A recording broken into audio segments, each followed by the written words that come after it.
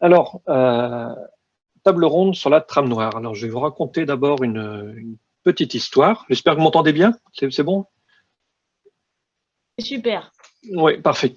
Alors, une petite anecdote plutôt pour introduire un peu ce sujet. Je pense que comme beaucoup, moi j'ai découvert les chauves-souris étant très jeune. Je me souviens, j'avais entre 5 et 6 ans et c'était lors de vacances en Bretagne, dans le Morbihan. Donc au moins c'est parfait, je suis parfaitement dans le thème géographique des rencontres Grand Ouest. Et donc j'avais 5 ou 6 ans et mes parents avaient loué un gîte en Bretagne, dans un petit village. Et j'avais été fasciné le soir d'observer ce balai de chauves-souris autour de l'unique lampadaire de la petite rue dans laquelle on était.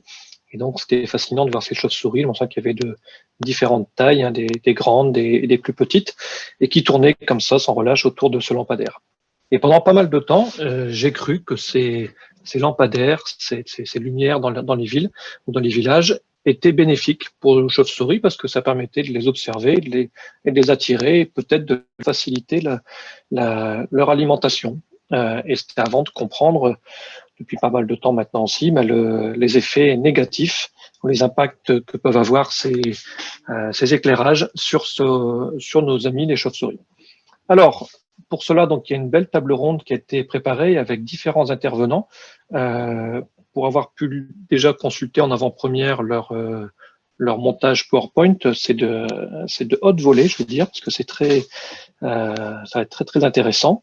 Alors, et l'intérêt, c'est que les différents intervenants, les 4 intervenants qui vont se succéder, ont tous une expérience, soit en termes d'analyse de ce phénomène de pollution lumineuse, soit dans la mise en œuvre concrète, technique et pratique de solutions sur l'éclairage en ville. Voilà, donc on va avoir droit au premier temps à Olivier Pichard du CEREMA. Ensuite, on aura Michel Pruvot de l'Association nationale pour la protection ça, c'est juste pour la protection du ciel et de l'environnement nocturne. Ensuite, 2 intervenants qui travaillent directement dans des villes sur lesquelles des actions concrètes ont été mises en œuvre, avec Roger Couillet de la ville de Douai et Johan Tison. Alors voilà, donc, messieurs, je vous invite à nous présenter tout ça, à bien respecter le temps qui vous est imparti, une vingtaine de minutes. Rappelez-vous des émissions sonores du petit rhinolophe qui va vous indiquer qu'il vous reste plus que 2 minutes avant de conclure. Et voilà, donc maintenant, je vous invite à à nous éclairer davantage sur cette thématique aussi particulière.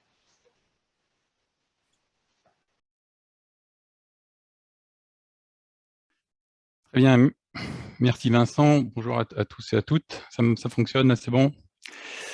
Donc Olivier Pichard, moi je suis effectivement du CEREMA, responsable d'études biodiversité et aménagement. Donc je vais vous parler grosso modo de l'impact de la lumière sur la faune, et avec un focus sur les chauves-souris. Ensuite, j'aborderai la problématique réglementaire et les solutions pour y remédier. Voilà, donc 28% des vertébrés, 64% des invertébrés vivent partiellement ou exclusivement la nuit. Donc la majorité des animaux sont nocturnes, et ce pour différents groupes, comme vous pouvez le voir ici. Donc il y a eu au fil des millénaires des adaptations à la vie nocturne avec des grands yeux, de systèmes d'écolocation pour les chauves-souris, la bioluminescence. Ça, c'est une carte donc, qui est récente par l'Observatoire national de la biodiversité, qui montre que 85% du territoire subit des pressions dues à la pollution lumineuse, avec des choses inégalement réparties. Évidemment, la région parisienne, avec un fort impact, la région du nord de la France, et puis tout le pourtour méditerranéen. Donc, modification des chaînes alimentaires, avec des mortalités massives d'insectes, des déséquilibres des populations naturelles, avec des problèmes entre les répartitions proies-prédateurs, les animaux diurnes et nocturnes. On a des modifications des comportements, des comportements de migration, modification des comportements de chasse, etc. Donc les impacts sont variables aussi selon les longueurs d'onde. Ça, c'est une étude qui a été faite en 2009, donc qui montre qu'il y a beaucoup, globalement, d'impact négatif dans les longueurs d'onde du bleu et du vert. Mais pour les chauves-souris, donc c'est l'avant-dernière ligne, c'est grosso modo du violet au rouge qui montre un impact négatif. Donc, par rapport à ces histoires de couleurs, il faut savoir que nous, humains, on perçoit la couleur d'une certaine façon. C'est traduit par les températures de couleur, comme on le voit en bas, de très bleu, donc 6500 Kelvin, jusqu'à orange à 2840 Kelvin. Mais derrière cette représentation, il y a en fait un spectrogramme, donc une composition spectrale de la lumière, c'est ce qu'on voit en haut, avec les lampes à sodium haute pression, donc c'est l'image de gauche qu'on voit à peu près sur beaucoup dans beaucoup de nos villes. Et donc, on voit que la répartition en longueur d'onde est différente. Donc là, pour les sodium haute pression, on a du jaune, de l'orange, du rouge, mais nous, on perçoit essentiellement de l'orange. Pour les LED, c'est ce qu'on a à droite. Donc là, la LED émet essentiellement dans le bleu, avec un pic dans le bleu, mais il y a du phosphore qui va permettre de transformer en fait cette couleur en une couleur qui va aller du jaune, voire pour les LED ambrés, à l'orange. Donc celle-ci qu'on voit là, c'est grosso modo 4000 Kelvin au minimum, mais sinon, ça peut aller donc de 2400 à 6500 Kelvin. Pour les chauves-souris, le comportement à la lumière artificielle va être très différent, du moins assez différent selon déjà l'espèce à laquelle on a affaire, et puis aussi le type d'activité, si c'est un gîte de reproduction, de transit, de chasse, d'abreuvement, gîte d'hibernation. Donc on voit ici que certaines espèces vont être opportunistes, alors ça veut dire qu'elles vont s'accommoder, mais on va le voir, ce n'est pas forcément leur optimum évidemment. Et puis on a aussi des périodes d'activité qui vont varier, puisqu'elles vont essentiellement profiter de l'émergence des insectes, donc avec une activité de chasse essentiellement dans les premières heures après le coucher du soleil. Donc, grosso modo, en résumé, en activité de chasse, les espèces qu'on dit glaneuses, c'est-à-dire les espèces à vol lent et papillonnant, donc le grand murin, les oreillards, les rhinolophes, vont avoir tendance à fuir la lumière. Les espèces dites de haut vol, donc les pipistrelles, sérotines, noctules, vont être davantage tolérantes à la lumière. Alors ça, c'est vraiment un gros trait, puisqu'après, il faut vraiment aller dans le détail, comme on va le voir aussi, selon les espèces. Voilà, puisque, par exemple, le murin oreiller échancré, lui, va être plutôt tolérant à la lumière. Donc, ces espèces dites de haut vol vont préférer chasser sous les lampes à lumière blanche parce qu'elles vont attirer plus de lumière que les lampes à lumière orange. Mais des études, par exemple, à Berlin, ont montré que la noctule aussi en déplacement évite systématiquement la lumière lorsqu'elle se déplace. D'une manière générale, donc en présence d'un linéaire d'éclairage, il y a une relation entre le comportement et la taille, la forme des ailes. Donc pour les petites espèces comme la pipistrelle commune, elles vont chasser sous plusieurs lampadaires. Les sérotines, elles, vont parcourir l'ensemble et de temps en temps plonger dans le cône lumineux, alors que les noctules et certains méotis vont rarement dans les cônes lumineux. Par contre, si c'est des éclairages avec des grands projecteurs, on va pouvoir les rencontrer à ce moment-là. Une étude intéressante donc, de l'équipe de Kevin Barré du Muséum. Je vous ai mis les références ici, puisqu'il faut aller dans le détail. Là, vraiment, je simplifie à l'extrême, mais c'est pour faire le lien aussi avec la nécessité du sujet qui est trame noire. Donc, ils ont montré, grosso modo, que pour la pipistrelle pygmée, la pipistrelle de Kuhl, plus il y avait de lumière et plus il y avait d'individus, avec un effet renforcé par le paysage. C'est-à-dire que plus on va s'éloigner des villes, plus on a de végétation, et plus l'effet est renforcé. Alors ça, c'est des études qui ne sont pas à l'échelle du lampadaire, qui sont issues en fait de radiance, d'analyse de satellites, donc de radiance lumineuse par rapport à la lumière qu'on voit depuis le ciel. À côté de ça, donc les espèces dites glaneuses, mais bon, c'est une catégorie puisqu'on a les myotis dedans et les plécotus, mais là, il se trouve que dans cette étude, on a la pipistrelle commune, donc qui ne fait pas partie de ce groupe des espèces glaneuses, pour lesquels on voit qu'il y a plus il y a de lumière, et là, moins il y a d'individus, et aussi l'effet est renforcé, là encore, par l'effet paysage, donc c'est-à-dire que plus on va s'éloigner des villes, plus on a de végétation, et plus on a d'espèces. Donc, si je prends l'exemple à droite, même en zone éclairée, on va avoir plus de chauves-souris en zone éclairée lorsqu'il y a plus de végétation. Donc, en fait, c'est important de prendre en compte le paysage pour la trame noire, c'est un peu le message principal. Autre étude aussi de Kevin Barré et son équipe, là, cette fois, c'était pour étudier l'effet en fait, du déplacement des espèces, donc avec une trajectographie, avec avec des récepteurs qui permettent de voir comment les espèces se déplacent, puisque ça, c'est assez peu fait. Hein. Il y a des études qui ont été faites pour mesurer la différence entre une zone éclairée d'un lampadaire et pas éclairée, mais quel est l'impact sur le déplacement? Voilà, cette étude permet d'y répondre, au moins en partie. Et donc, ce qu'on s'aperçoit, c'est que les individus de toutes les guildes, murins, oreillards, pipistrelles, sérotines, passent d'un vol en milieu ouvert en lisière de forêt à un vol dans le sous-bois à l'approche des lampadaires. Donc, ils vont profiter des insectes, mais ils vont préférer les zones à l'obscurité, a priori pour pouvoir échapper aux prédateurs. Donc, ce qui montre que toutes les espèces, même les tolérantes à la lumière, sont perturbées par la lumière. Et ce qu'ils se sont aperçus aussi, c'est que la perturbation vaut dès 10 à 15 mètres de distance, et même pour des espèces de lisière et le milieu ouvert. L'effet aussi, ils ont mesuré selon les températures de couleur, ça vaut aussi pour les couleurs blanches et rouges, pourtant l'éclairage rouge est réputé moins perturbant. Chose aussi, message important, c'est que les perturbations semblent se produire surtout dans l'axe dans lequel la lumière est dirigée. Donc, ça milite pour faire aussi très attention à la directionnalité de l'éclairage, la hauteur de l'éclairage notamment, etc. L'éclairage artificiel agit un peu comme un aspirateur à insectes. Donc, il y a plus d'insectes sous un éclairage à distance d'un cours d'eau qu'au niveau d'un cours d'eau sans éclairage. Donc, ça fait moins de ressources pour les espèces qui vont fuir la lumière. Les arthropodes aussi, fouisseurs, dont les carabidés sont aussi attirés par la lumière, ce qui fait que ça fait moins de ressources disponibles pour les espèces aussi qui vont fuir la lumière. Voilà, donc grosso modo, il y a une réponse aux longueurs d'onde qui est différente selon les espèces, mais les longueurs d'onde dans le bleu, en tout cas, sont reconnues pour être évitées, mais là aussi, il y a des variations, évidemment, selon l'activité de la chauve-souris. Autre étude aussi encore de Kevin Barré, hein, les Français sont à l'honneur là-dessus, donc pour encore avoir des informations sur l'incidence de l'éclairage lors des déplacements. Là, c'était par rapport à l'approche de ponts éclairés sur Toulouse, sur le canal du Midi.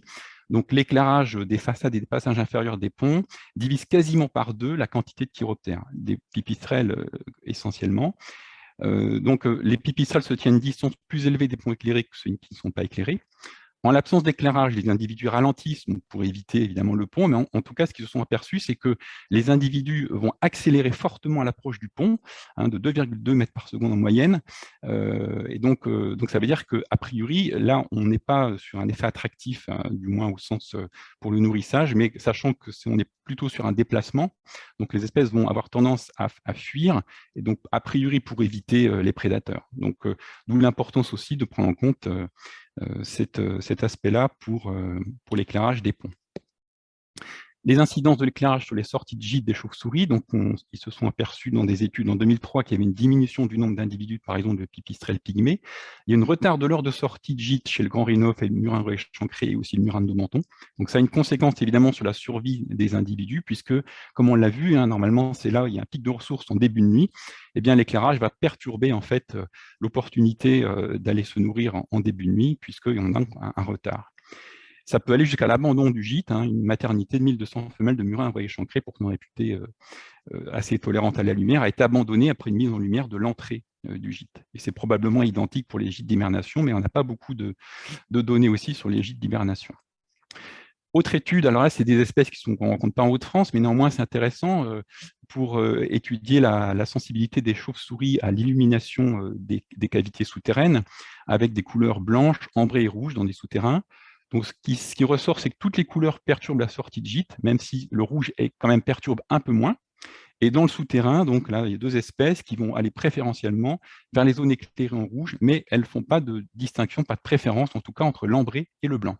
Donc, c'est toujours préférable de ne pas éclairer du tout, surtout pour des espèces sensibles. Une étude aussi de 2020 intéressante, alors là, qui montre qu'il n'y a pas de différence majeure de l'activité des chauves-souris ni de l'abondance des insectes entre des éclairages LED de 2700 Kelvin, donc plutôt ambrés, et 6500, donc qui sont vraiment assez blancs importants. Mais bon, cette étude, les auteurs eux-mêmes disent qu'il peut y avoir des biais, puisque le piège à insectes utilisé était passif et ne reflète pas l'abondance absolue des insectes. Le backlogger utilisé fonctionne toute la nuit pour comptabiliser aussi les espèces en transit. Et surtout aussi, il s'agit de LED avec des pics d'émission, même réduits dans le bleu. Donc par rapport à ce que je disais tout à l'heure, c'est que si nous, on perçoit une température de couleur, il faut bien regarder la composition spectrale, puisqu'elle peut être différente, même pour une même perception qu'on va avoir.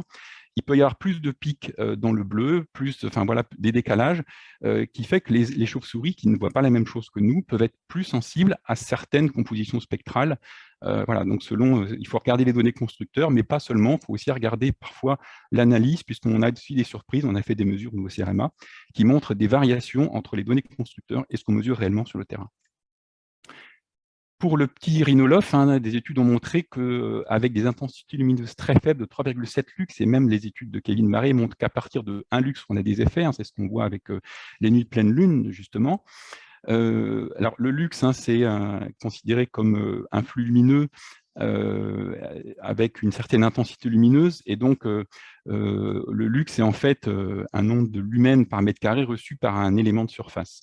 Donc, vous voyez ici les différentes valeurs. Donc, un lux, c'est vraiment très, très peu, et on a déjà des sensibilités des espèces à ces niveaux-là.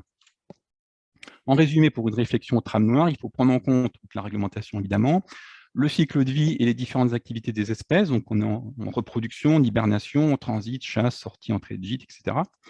Là où les espèces à cibler, la localisation des gîtes, l'heure de l'activité principale, notamment pour la chasse, l'intensité lumineuse, le type de lumière dans sa composition spectrale, les températures de couleur, la hauteur des lampadaires aussi, très important, puisque selon qu'on se trouve en ville, il peut y avoir des gîtes assez élevés au niveau des maisons, donc selon qu'on est au-dessus ou en dessous, ça va avoir un impact aussi très important sur la sortie de gîte.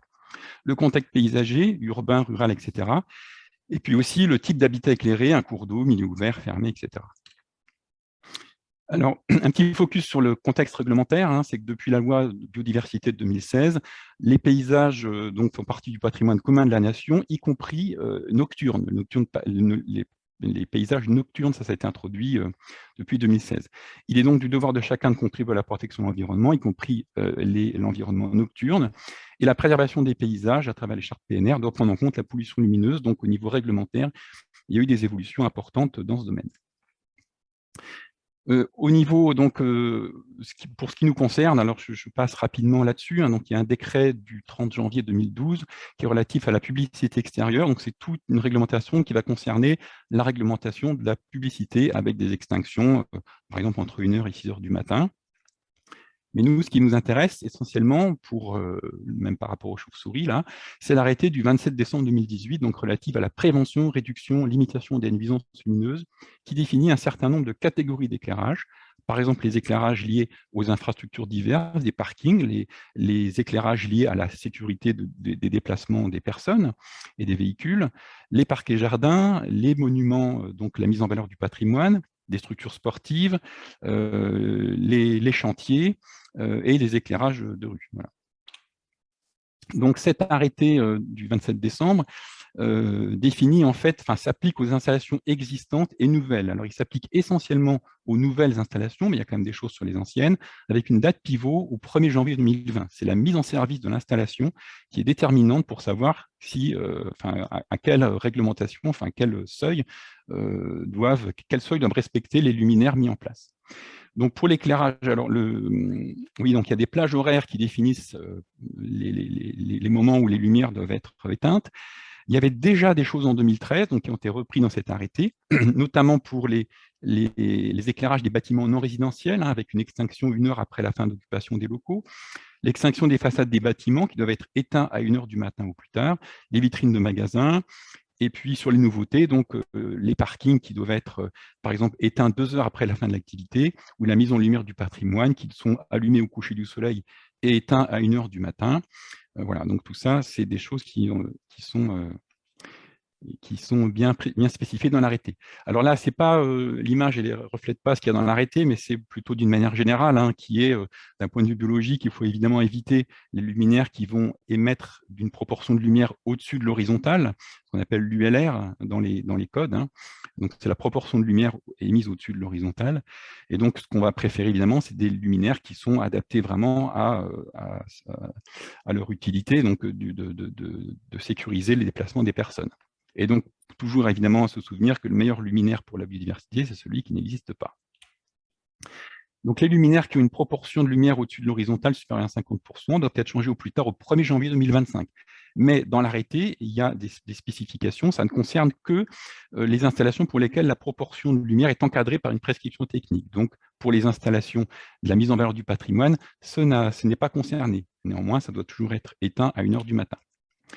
Grosso modo, l'arrêté amène des dispositions concernant les températures de couleur, donc en dessous de 3000 Kelvin, grosso modo, pour l'ensemble des installations, avec des choses encore plus restrictives dans les parcs nationaux, donc on va plus vers l'ambré, en descendant en dessous de 2700, voire même 200, 2400 Kelvin, hors agglomération dans les réserves naturelles.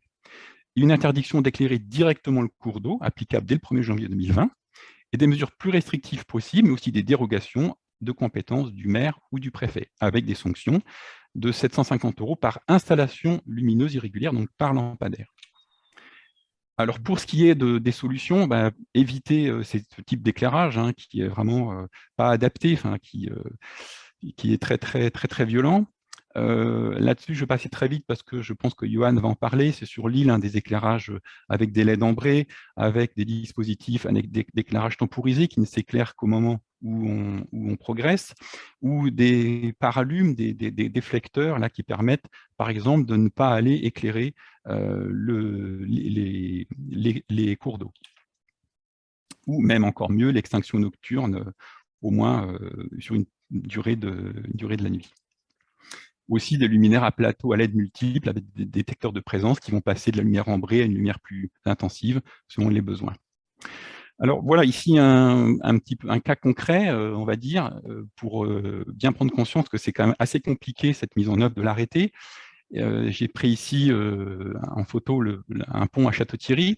Et donc, on voit qu'effectivement, c'est très éclairé, donc c'est pas du tout opportun pour le déplacement des chauves-souris. C'est un éclairage très violent. Et donc ici, vous voyez qu'il y a différentes choses. Donc, il y a un éclairage sur le pont qui va être lié à la sécurité et déplacement des personnes. On a des luminaires qu'on voit qui peuvent éclairer quand même vers le ciel. Donc, quelle proportion de lumière va vers le ciel? Donc voilà, donc ça, il faut pour ça définir est-ce que ça a été mis en service après ou avant le 1er janvier 2020 et connaître les caractéristiques de l'éclairage pour savoir si c'est éventuellement en infraction ou pas.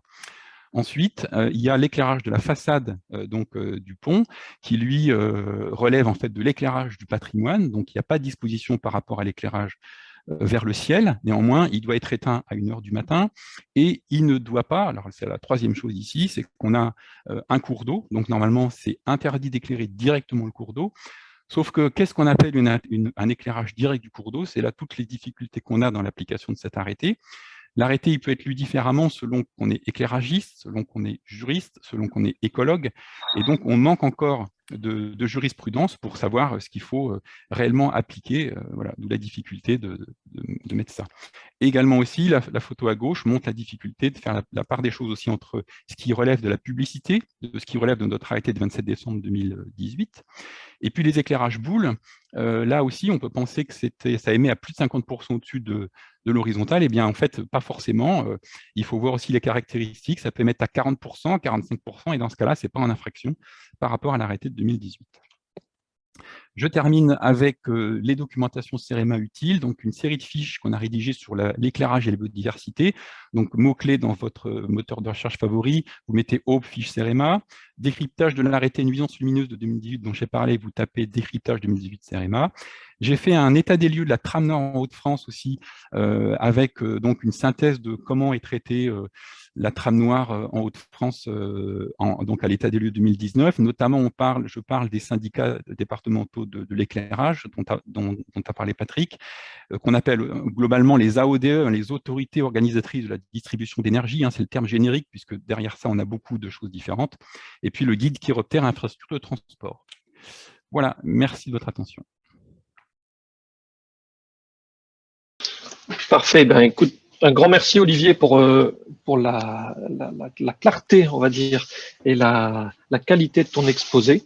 Et merci aussi de nous avoir rappelé la réglementation qu'on ne connaissait pas tous parfaitement. Alors, je ne sais pas s'il y a des questions, on va regarder un peu sur la liste de discussion. Une toute petite question en attendant que d'autres personnes interviennent. Est-ce qu'il y a déjà eu, à ta connaissance, des condamnations de communes ou d'organismes pour dans le cas d'éclairage inadapté. Alors, je sais qu'apparemment, pour l'instant, c'est uniquement sur les cours d'eau directement, puisque sur les bâtiments, ce que comprendre sera un peu plus tard la mise en œuvre de cette réglementation. Mais est-ce que tu es au courant déjà de structures ou communes qui auraient été sanctionnées? Alors, ma connaissance, non, mais Roger Couillet pourra peut-être avoir des informations là-dessus, hein, puisqu'il est très, très au fait de tout ça. Voilà. Donc là-dessus, enfin, moi, j'ai pas connaissance encore de ça. Je suis Oui. trop récent, mais... Oui. Merci, Olivier. Vous m'entendez tous? Vous m'entendez bien? Oui, c'est bon. Oui, Très oui. bien, merci. Bonjour. Pour répondre à votre question, apparemment, d'après ce que j'ai su au niveau national, il y a une ville déjà qui a été par biais d'une association de protection de l'environnement, qui a été amenée à justifier des choix, de ces choix techniques, notamment par rapport aux dispositions de l'arrêté. C'était il y a quelques mois. Voilà, depuis, je n'ai pas on n'en est pas encore en phase, je peux dire judiciaire, mais au niveau du tribunal administratif. Et j'ai pas d'informations sur ça, mais il peut y avoir quelquefois en effet, quelques associations notamment, qui veillent à l'application de différentes dispositions. C'est pas uniquement lié à celle de l'arrêté du 27 décembre. On a aussi et surtout celles liées aux enseignes lumineuses, qui ne sont pas toujours appliquées malheureusement. Parfait, merci bien. Alors, je rappelle juste, nos amis de Picardie Nature l'ont précisé, suite à quelques questions, les rencontres sont enregistrées, donc on pourra les revisionner pour ceux qui le souhaitent, et on verra aussi avec les différents intervenants s'il est possible d'avoir à disposition leur montage PowerPoint afin de le diffuser. Et après, j'ai vu aussi on demandait un peu d'avoir les références pour les différents travaux présentés de Kevin Barré. Et donc, il y a Lilian qui a répondu. Vous avez toutes les publis du labo dont dépend Kevin Barré sont disponibles sur je crois que c'est un serveur dont Lilian a présenté la HTTP Chromer 3 Web6, donc Web6 site, pardon, et donc vous pouvez retrouver un peu ces informations là-dessus. Y a-t-il d'autres questions? Donc soit des questions par écrit, soit des questions par oral. On a un tout petit peu de temps pour écouter nos deux questions. Oui, ici Benjamin, j'avais levé la main, je ne sais pas si je peux parler, oui, vous m'entendez? C'est bon. Vas-y Benjamin. Ouais, ok, bon, tu m'as un petit peu coupé l'air sous le pied, mais voilà, on voit la complexité d'interpréter tout ça, parce que voilà, on a fait quelques sorties avec la NPCEN pour essayer de comprendre ce qui était hors la loi, ce qui n'était pas, et bon, entre évaluer la couleur, l'intensité, il y a aussi des notions qui peuvent paraître anodines pour nous, mais qui ne le sont pas. Par exemple, est-ce qu'il y a du verre autour du lampadaire, enfin autour de l'ampoule, ce qui fait qu'il y a un effet, je ne sais pas comment dire ça, diffraction, ou voilà, que ça s'étale plus, donc ça monte plus à l'horizon. Enfin, il y a un tas de choses comme ça. Bon, bref, tout ça pour dire qu'il faudra sûrement éclaircir. Et j'avoue que je n'ai pas lu en détail vos fiches, et je le sais pourtant qu'elles existent, mais il faut que j'aille plus précisément. Ma question, elle est plutôt aussi sur l'applicabilité de ces éléments-là. Alors, je suis agréablement surpris de voir que s'il y a une commune qui s'est fait un peu taper sur les doigts, parce que nous, ce qu'on nous dit aujourd'hui, c'est qu'en fait, c'est le maire qui est chargé de l'application de cette réglementation-là. Évidemment que sur les ZAC, les magasins, voire quand c'est l'éclairage de la commune, le maire est peut-être pas le meilleur pour aller taper sur voilà, des entreprises, par exemple, pour voir ce qu'il y a derrière chez moi. Voilà, donc c'est un petit peu délicat. Je ne sais pas si c'est quelque chose qui peut être amené à évoluer, sachant qu'on a creusé, nous aussi, auprès de la DDT, de l'OFB, pour voir s'ils pouvaient intervenir. Et ils nous avaient dit, ben, ce n'est pas dans notre ressort, on n'est pas formé. Ce à quoi on a rétorqué, il y a des choses qui sont dans le code de l'environnement, donc en théorie, si. Et voilà, donc là, il y a un petit flou aussi là-dessus, à tous les niveaux, formation, qui peut intervenir. Voilà, merci. Oui, je pense que je peux dire effectivement, c'est vrai que c'est compliqué effectivement, même pour les services de police à connaître exactement ce qu'il y a en infraction ou pas. Néanmoins, enfin voilà, ça reste possible. Après, voilà, là aussi, je pourrais laisser Roger Couillet développer ça. C'est vrai qu'il manque effectivement de formation des agents, hein, des agents responsables de la police là-dessus, pour essayer de verbaliser, pour essayer de sensibiliser déjà dans un premier temps, évidemment avant de verbaliser, autant que possible, informer. Et donc, c'est pour ça qu'il y a de nombreux de nombreuses associations, il y a de nombreuses, enfin les AODE, donc les autorités organisatrices de distribution d'énergie, sont sensibilisées de plus en plus à ça, hein, donc les syndicats départementaux d'énergie, puisque là aussi, il peut y avoir sur les responsabilités, hein, de l'éclairage. Alors le maire est toujours responsable de la sécurité et donc de ce biais-là de l'éclairage, mais ensuite il y a des compétences éclairage public qui peuvent être transférées à différents niveaux des collectivités.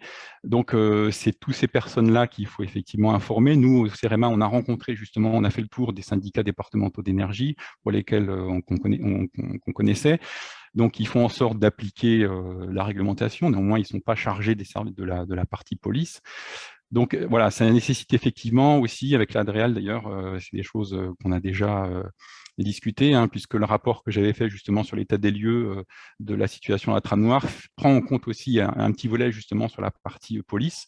Et donc l'idée, c'est d'essayer de réfléchir à mieux coordonner en fait tous ces services-là d'information dans un premier temps, mais aussi de police pour arriver à ce que cet arrêté soit le mieux mis en œuvre et d'arriver effectivement à ce que des choses soient vraiment efficaces et pertinentes vis-à-vis de la protection de la biodiversité, quoi. Tout à fait, Olivier. Donc, pour aller en complément dans ce que tu dis, je lis là sur les messages, en effet, donc le pouvoir de police incombe au maire au niveau du titre du Code général des collectivités territoriales, donc pour le privé, alors aussi bien pour pour tout ce qui est réglementation. Pour les villes, on est tributaire de l'État, donc notamment donc de l'ADREAL, qui peut faire aussi des contrôles. Par rapport à ce texte de l'arrêté que je connais un peu depuis plus de 4 ans maintenant, parce qu'on a essayé, alors, avec mes autres casquettes au niveau national, de travailler sur le sujet. Ce que je peux répondre simplement, c'est de vérifier ce qui est vérifiable. Il y a beaucoup de données qui, malheureusement, c'est pour ça qu'il n'y a pas ou peu de contrôles qui ne sont pas vérifiables sur site. Donc, il y a des choses, aujourd'hui, quand je parle d'un ULR alpha, aller mesurer donc un rapport ULR installé sur site, sur des installations qui sont anciennes, c'est très, très compliqué. Aujourd'hui, donc, on est confronté à ça. Et tout à l'heure, j'entendais parler de la température de couleur. Aujourd'hui, le législateur a voulu effectuer un contrôle. Donc, si on prend des 3000 Kelvin aujourd'hui, comme tu disais tout à l'heure, Olivier, la température de couleur, c'est par rapport à un corps noir. Le vert, c'est une composante de couleur, c'est une longueur d'onde, tout comme le bleu. Donc aujourd'hui, rien n'interdit en éclairage fonctionnel, en éclairage tout court, d'avoir des lampadaires qui éclairent avec des sources lumineuses bleues. C'est ce qui se passe. On peut aujourd'hui le faire. Donc, il y a, par rapport à cette notion de contrôle de prescription, il y a un décalage. Des points de manquement dans l'arrêté, c'est des choses qu'au niveau de l'ITF, on a essayé de demander de modifier, on ne comprend pas pourquoi. Dans les parcs et jardins, aujourd'hui, on peut tout à fait poser des luminaires avec des sources 6000 Kelvin. Il n'y a aucune gêne. On peut mettre des luminaires en encastré sous des arbres. Il n'y a aucune obligation au niveau des parcs et jardins. Donc, il y a des choses qui sont imposées sur les espaces extérieurs, donc liés aux collectivités ou au privé, voilà, qui sont, à mon sens, encore à améliorer. Mais à côté de ça, il y a des gros manques là où il y a des endroits qui sont plus propices à la biodiversité. Parfait. Voilà. Pardon. Merci pour ces réponses. Je pense qu'on aura encore l'occasion d'en débattre avec le prochain exposé qui reste sur à peu près la même thématique aussi. Donc, je propose d'écouter maintenant Michel Pruvot, donc de l'Association nationale pour la protection du ciel et de l'environnement nocturne. N'hésitez pas, donc, pour les questions, ceux qui n'auraient pas eu le temps de les poser de façon à l'oral, d'utiliser le chat là, avec l'icône discuter là tout en bas et vous pouvez suivre les différentes discussions et échanges sur le côté. On reprendra vos questions juste après l'exposé. Monsieur Pruvot, c'est à vous. Michel Pruvot, donc je fais partie de la NPCN, Association nationale pour la protection du ciel et de l'environnement nocturne. Je suis le correspondant normalement du Pas-de-Calais, mais comme il n'y a pas d'autres correspondants dans les Hauts-de-France, je suis correspondant pour toute la région. Moi, je vais vous présenter ce que fait la NPCN, les moyens qu'elle a à disposition et tout ce qu'elle peut offrir. Alors, d'abord, une présentation de la NPCN. C'est aujourd'hui plus de 10 000 personnes mobilisées, Sur ces 10 000 adhérents, il y a à peu près une centaine d'associations qui sont membres de la NPCEN. Alors, cela fait plus de 20 ans que la NPCEN existe. Au départ, c'était une association essentiellement d'astronomes amateurs. D'ailleurs, il n'y avait pas le E de la NPCEN, c'était la protection du ciel nocturne. Et puis, rapidement, on s'est aperçu que pour avoir un impact, eh bien, il fallait aussi inclure l'impact environnemental, et on s'est aperçu que cet impact était considérable, notamment en termes de biodiversité sur le monde animal. Il y avait quelque chose de très important à ce niveau-là. Donc, on a intégré le volet environnemental à l'action de la NPCEN. Alors, c'est une approche globale, donc avec notamment le ministère de la Transition écologique. Donc, on verra, je détaillerai un petit peu plus dans une autre diapositive ce que l'on fait. Il y a un réseau de 54 correspondants locaux. Ce sont des gens de terrain, donc comme moi, qui agissons au plus près, au niveau des communes, au niveau des parcs régionaux, au niveau de diverses entités susceptibles de faire avancer la cause. Donc, entièrement dédié aux enjeux pluriels, parce que il n'y a pas que le ciel nocturne, il y a la qualité de la nuit, la biodiversité, il y a tout le volet consommation d'énergie. Pour les municipalités, elles y sont assez sensibles. Il y a un volet financier parce que l'éclairage coûte. Donc, quand on cherche à améliorer l'éclairage, eh bien, on peut réduire sensiblement la facture d'éclairage. Et l'observation du ciel est toujours là, bien sûr. Il y a aussi la sécurité, l'aménagement du territoire, le tourisme, parce que il y a certaines régions qui ont fait un avantage de l'extinction nocturne. Je pense notamment du côté du Périgord. Il y a pas mal de régions qui éteignent pour préserver en effet l'environnement nocturne. C'est une association agréée pour la protection de l'environnement, donc depuis 2014, renouvelée en 2019. Et il y a un site web particulièrement bien fourni et qui permet de connaître la NPCEN et puis d'avoir un certain nombre de documents et puis de prendre contact avec nous et de savoir ce que l'on fait. Alors, au niveau national, il y a deux niveaux d'intervention de la NPCEN. Le premier niveau, c'est un niveau national. Là, c'est des interventions auprès des divers ministères de l'environnement successifs, aujourd'hui ministère de la Transition écologique.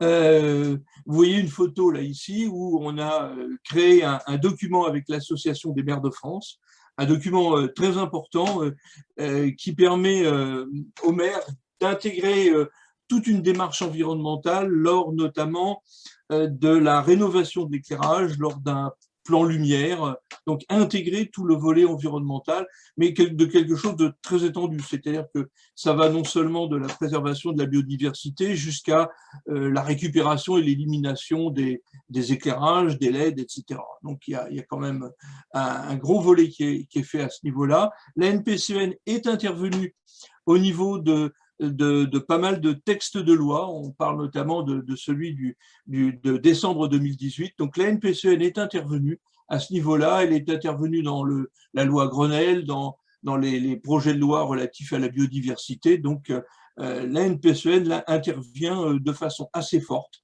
à ce niveau-là. Et ça, c'est vraiment le volet national, on va dire. Voilà quelques-uns des partenaires de la NPCEN. Bon, on voit l'Association des maires de France, les écomaires, les parcs nationaux. La NPCEN œuvre avec tous les parcs nationaux et les parcs régionaux. On a fait pas mal dans le Pas-de-Calais notamment. Ça, c'était en 2017 où on a beaucoup travaillé avec le parc des Caps et Marais d'Opale. On travaille un petit peu, il y a notamment 2 villages étoilés dans le parc Scarpesco. Donc, il y a pas mal de travail à ce niveau-là. La Ligue de protection des oiseaux, France Nature Environnement. Donc, voilà un certain nombre de partenaires de la NPCEN. Alors, au niveau local, donc là, c'est à mon niveau, c'est au niveau des correspondants régionaux et départementaux. Donc, évidemment, c'est intervenir auprès des maires, demander audience, signaler des éclairages peu vertueux, rentrer auprès des syndicats d'énergie, essayer de voir avec eux pour monter des démarches visant à la réduction je dirais, du gaspillage, surtout du gaspillage énergétique et du gaspillage lumineux. Vérifier l'application des textes. Alors ça, c'est un travail de pèlerin à faire ça, c'est aller vérifier dans les villes et villages si en effet les textes sont bien appliqués. Ensuite, faire des courriers au maire. Ça, franchement, c'est un travail de bénédictin, c'est pas forcément évident à faire. Et puis intervenir auprès des élus, soutenir les politiques environnementales, participer à toutes les actions qui peuvent être menées, soit par un parc régional, soit par une communauté de communes. Donc, s'intégrer dans ces actions et puis porter la bonne parole, donc intervenir auprès de tous les acteurs locaux. Et puis, la NPCEN, je vais revenir un petit peu après, à deux grands volets qui sont le label Ville et Village étoilé et la signature de charte environnementale. Alors voilà, le concours national Ville et Village étoilé, c'est un concours qui est lancé tous les 2 ans. Bon là, on a eu une sale période avec les mesures sanitaires, on a pratiquement perdu 1 an et demi dans le dernier concours. Le prochain ne sera relancé qu'en 2024, donc on aura perdu 2 années complètes à faire ce concours. Il y a également une charte destinée aux acteurs locaux. C'est véritablement un engagement signé à la fois par le maire et les élus locaux à réaliser un certain nombre d'opérations en ce qui concerne la pollution lumineuse. Donc des conventions signées avec les parcs nationaux. On a un bulletin trimestriel qui sort, qui s'appelle SOS, et puis la distribution de plaquettes d'information. J'y reviendrai un petit peu plus. Alors voilà quelques 3 grands volets de ce que la NPCEN réalise au niveau local. Donc le label national Ville et Village étoilé, c'est aujourd'hui en France 722 communes labellisées. Alors c'est quelque chose, il y a un questionnaire assez important qui va non seulement évidemment de la réduction de l'éclairage, du mauvais éclairage surtout, mais aussi à la communication. C'est un volet important de ce label Ville et Village étoilé, communiquer auprès des habitants pour faire comprendre que le tout éclairage, ce n'est pas forcément une solution, y compris en matière de sécurité. Il y a un gros travail à faire à ce niveau-là. Donc 722 communes labellisées, parmi lesquelles un certain nombre de grandes communes. J'ai cité Strasbourg, qui est, je crois, la plus grande. Il y a aussi Nancy. Chez nous, dans les Hauts-de-France, il y a Roubaix, qui a obtenu 1 étoile. C'est quand même la 2e ville du Nord-Pas-de-Calais, c'est quand même intéressant. Je vais citer aussi Saumur, Poitiers. Donc il y a pas mal de villes qui travaillent là-dessus et qui sont devenues villes-villages étoilés. Donc c'est un bilan indicatif avec des pistes également qui sont données pour progresser dans ce label. Une charte d'engagement volontaire. Il y en a à peu près une vingtaine de signés, alors principalement presque toutes dans le parc des Caps et Marais d'Opale, sont des chartes d'engagement à respecter tout ce que peut donner comme conseil la NPCEN. 300 chartes signées en France, c'est 4 millions d'habitants, donc je redonne les chartes qui ont été signées. Il y a Strasbourg, Nancy, Roubaix parmi les plus importantes. Et puis un recensement national des extinctions. Donc évidemment, toutes les communes qui pratiquent des extinctions nocturnes ne sont pas recensées parce que ce serait là aussi un travail énorme de parcourir toute la France pour voir ça. Mais il y a à peu près 12 000 communes recensées en France qui pratiquent une extinction totale ou partielle de la ville ou du village. Donc là, les correspondants locaux sont chargés de suivre sur le terrain cette application et l'application de la réglementation. Donc voilà une carte qui date un petit peu, mais qui montre les villes, villages étoilés. Donc il y a certaines régions, c'est là où les correspondants sont les plus actifs. Donc il y a des régions vraiment où il y a beaucoup de ces villes et villages étoilés. On le voit sur la carte. Donc nous, dans le Nord-Pas-de-Calais, donc on a surtout le parc des Caps et Marais d'Opale. On n'a pas une seule ni ville-village étoilé dans la Somme, il y en a quelques-uns dans l'Aisne et dans l'Oise. Alors, la NPCEN diffuse aussi un certain nombre de documents Donc, on a un certain nombre de documents techniques qui peuvent être donnés à tous ceux qui en font la demande. Donc, voici un, par exemple, c'est un cadran des progrès. Donc, on voit 4 axes de progrès définis par la NPCEN, la puissance lumineuse au kilomètre. Donc, les chiffres qui sont donnés là, c'est en kilolumens au kilomètre, avec une préférence, évidemment, pour la catégorie B. On voit qu'on passe de la forte pollution lumineuse jusqu'à la très faible pollution lumineuse.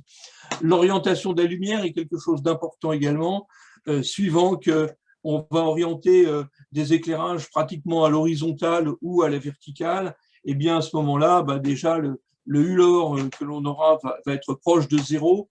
En ce moment, on essaie de lutter, mais avec finalement peu de résultats, hélas, contre toutes ces grandes plateformes logistiques qui éclairent de l'éclairage blanc, mais de façon horizontale. Et donc, on arrive à être éclairé à plusieurs dizaines de kilomètres de ces bâtiments-là. Donc là, c'est quelque chose d'absolument infernal. La distribution spectrale des lampes, on parlait tout à l'heure des lampes à 2700 degrés, ça, c'est quelque chose de privilégié. Et puis, l'énergie par kilomètre et par an, donc diminuer évidemment la consommation d'énergie au kilomètre et à l'année. Voilà un autre document que la NPCEN diffuse également, ce sont les axes de progrès. On voit qu'on est encore une fois à peu près dans les mêmes axes, éclairage extérieur, donc la réflexion avant la modification des éclairages extérieurs. Ne peut-on pas, par exemple, utiliser une signalisation passive plutôt que de l'éclairage, diminuer, éteindre à certains endroits, mettre des axes avec des cellules qui détecteront les passages. Donc tout ça, c'est évidemment des réflexions à lancer avant les modifications d'éclairage. Une réflexion sur le type des matériels à utiliser, donc là des recommandations, donc surtout un matériel qui n'envoie pas de lumière au-dessus de l'horizontale. Une puissance installée, évidemment, réduire la puissance des mâts, la couleur des sources, on le voit également, la hauteur des mâts d'éclairage qu'il faut adapter, il faut quelquefois baisser les mâts, ça permet de baisser la consommation d'énergie, et puis la proportion de lampadaires éteints. Les extinctions nocturnes peuvent se réaliser de façon assez simple. Il faut simplement aller avec la gendarmerie, vérifier les zones où la sécurité exige un éclairage, et puis celles où il n'y a pas d'obligation, et bien à ce moment-là, on peut en effet éteindre tout partie de la nuit, tout partie de l'éclairage. Voici encore d'autres documents que la NPCEN met à la disposition de ceux qui veulent agir. Il y a un certain nombre de flyers comme ça qu'on donne notamment au public. Là, on donne ça principalement lors des nuits des étoiles, la nuit de la chouette, le jour de la nuit. Donc là, c'est vraiment à l'attention du public. On s'aperçoit que peu de gens, finalement, connaissent l'impact de la pollution lumineuse. Il y a une grande ignorance là, de ce côté-là. Donc, il y a beaucoup de communication à faire. Et puis, des documents présentant la NPCEN et puis présentant ce qu'est la pollution lumineuse. Donc là, la NPCEN peut fournir, en effet, ces documents. En voici un autre, c'est la boîte à outils de la NPCEN. Donc là, à destination des élus, sensibiliser les habitants, un certain nombre d'études qui existent, là que l'on a à disposition également, faire des suivis de la qualité de la nuit. Donc on a des cartes qui permettent de voir d'abord l'impact d'une éventuelle extinction de l'éclairage et puis voir l'état de l'éclairage dans un département donné ou dans une zone donnée, et puis un engagement, donc je rappelle la charte ici, un engagement dans une démarche volontaire. Donc la NPCEN agit à ce niveau-là et dispose de nombreux outils. Voilà un outil qui est vraiment quelque chose de... Alors là, je considère que c'est vraiment quelque chose de fondamental. C'est un petit bouquin d'une dizaine de pages qui a été fait conjointement entre la NPCEN et l'Association des maires de France. Il y a une quarantaine de questions avec des réponses, et c'est vraiment quelque chose de fondamental pour réfléchir quand on est devant un projet de renouvellement de l'éclairage. Donc, que faire avec ce projet? Quels sont les réels besoins? Prendre en compte eh bien, tout ce qui est les volets électroniques, le volet récupération, le volet élimination des déchets, le volet éclairage, le volet biodiversité, le volet santé. Toutes ces questions sont indiquées dans ce petit livre qui a été diffusé une première fois dans le Courrier des maires, qui a été diffusé une fois. Et moi, j'ai à disposition un certain nombre de cette documentation. La NPCN en a également. Et à chaque fois que je rencontre un élu, j'essaie de lui en donner un ou plusieurs, parce que c'est vraiment un document qui est fondamental. C'est vraiment une énorme pédagogie. C'est un très beau document. Et là, il y a de quoi franchement en être fier. Je reviens sur la charte. Donc voilà, une charte de protection du ciel et de l'environnement nocturne, 170 communes signataires, donc 1 700 000 habitants. 23 communes sont signataires dans le Pas-de-Calais. Là, on voit la signature d'une charte à Ferques. Là encore, une commune du parc naturel des parcs et marais d'Opale. La NPCN, c'est aussi un sondage qui a été fait en 2018 avec OpinionWay. Un sondage qui montre quand même que tout ça, ça progresse. Vous voyez, la question, seriez-vous favorable à une réduction de la durée d'éclairement en milieu de nuit, uniquement aux heures creuses? Eh bien, on s'aperçoit que dans le côté favorable, il y a pratiquement 80% des gens qui sont favorables à une réduction de l'éclairage. Alors ça, c'est assez étonnant parce que bien souvent, quand on commence à en parler lors d'une réunion ou avec les gens d'une mairie, tout de suite, on a dit « Oh non, les gens ne veulent surtout pas diminuer l'éclairage de leur rue ». Eh bien, finalement, si, quand même. Et moi, j'en ai eu la preuve lors d'une réunion qu'on avait fait à Quesnoy-sur-Dole, donc qui est quand même une ville de la communauté urbaine de Lille, et ils avaient éteint. Alors évidemment, il y avait des gens farouchement opposés, mais on s'est aperçu que plus de la majorité des gens avaient apprécié cette diminution d'éclairage, parce que beaucoup s'étaient aperçus d'une part de la baisse de certaines incivilités. Alors évidemment, le grand banditisme, on ne l'arrête pas avec l'arrêt d'éclairage, ça c'est sûr, mais les incivilités, le bruit dans l'abribus, les poubelles qu'on fait rouler dans la rue, eh bien tout ça, ça avait disparu. Et donc, il y avait une certaine tranquillité qui était revenue. Les voitures roulent moins vite aussi quand on éteint l'éclairage. Donc là, la sécurité y est aussi renforcée. Donc, on avait eu un côté positif. Les gens avaient apprécié le côté positif de cette diminution d'éclairage et de cette extraction nocturne.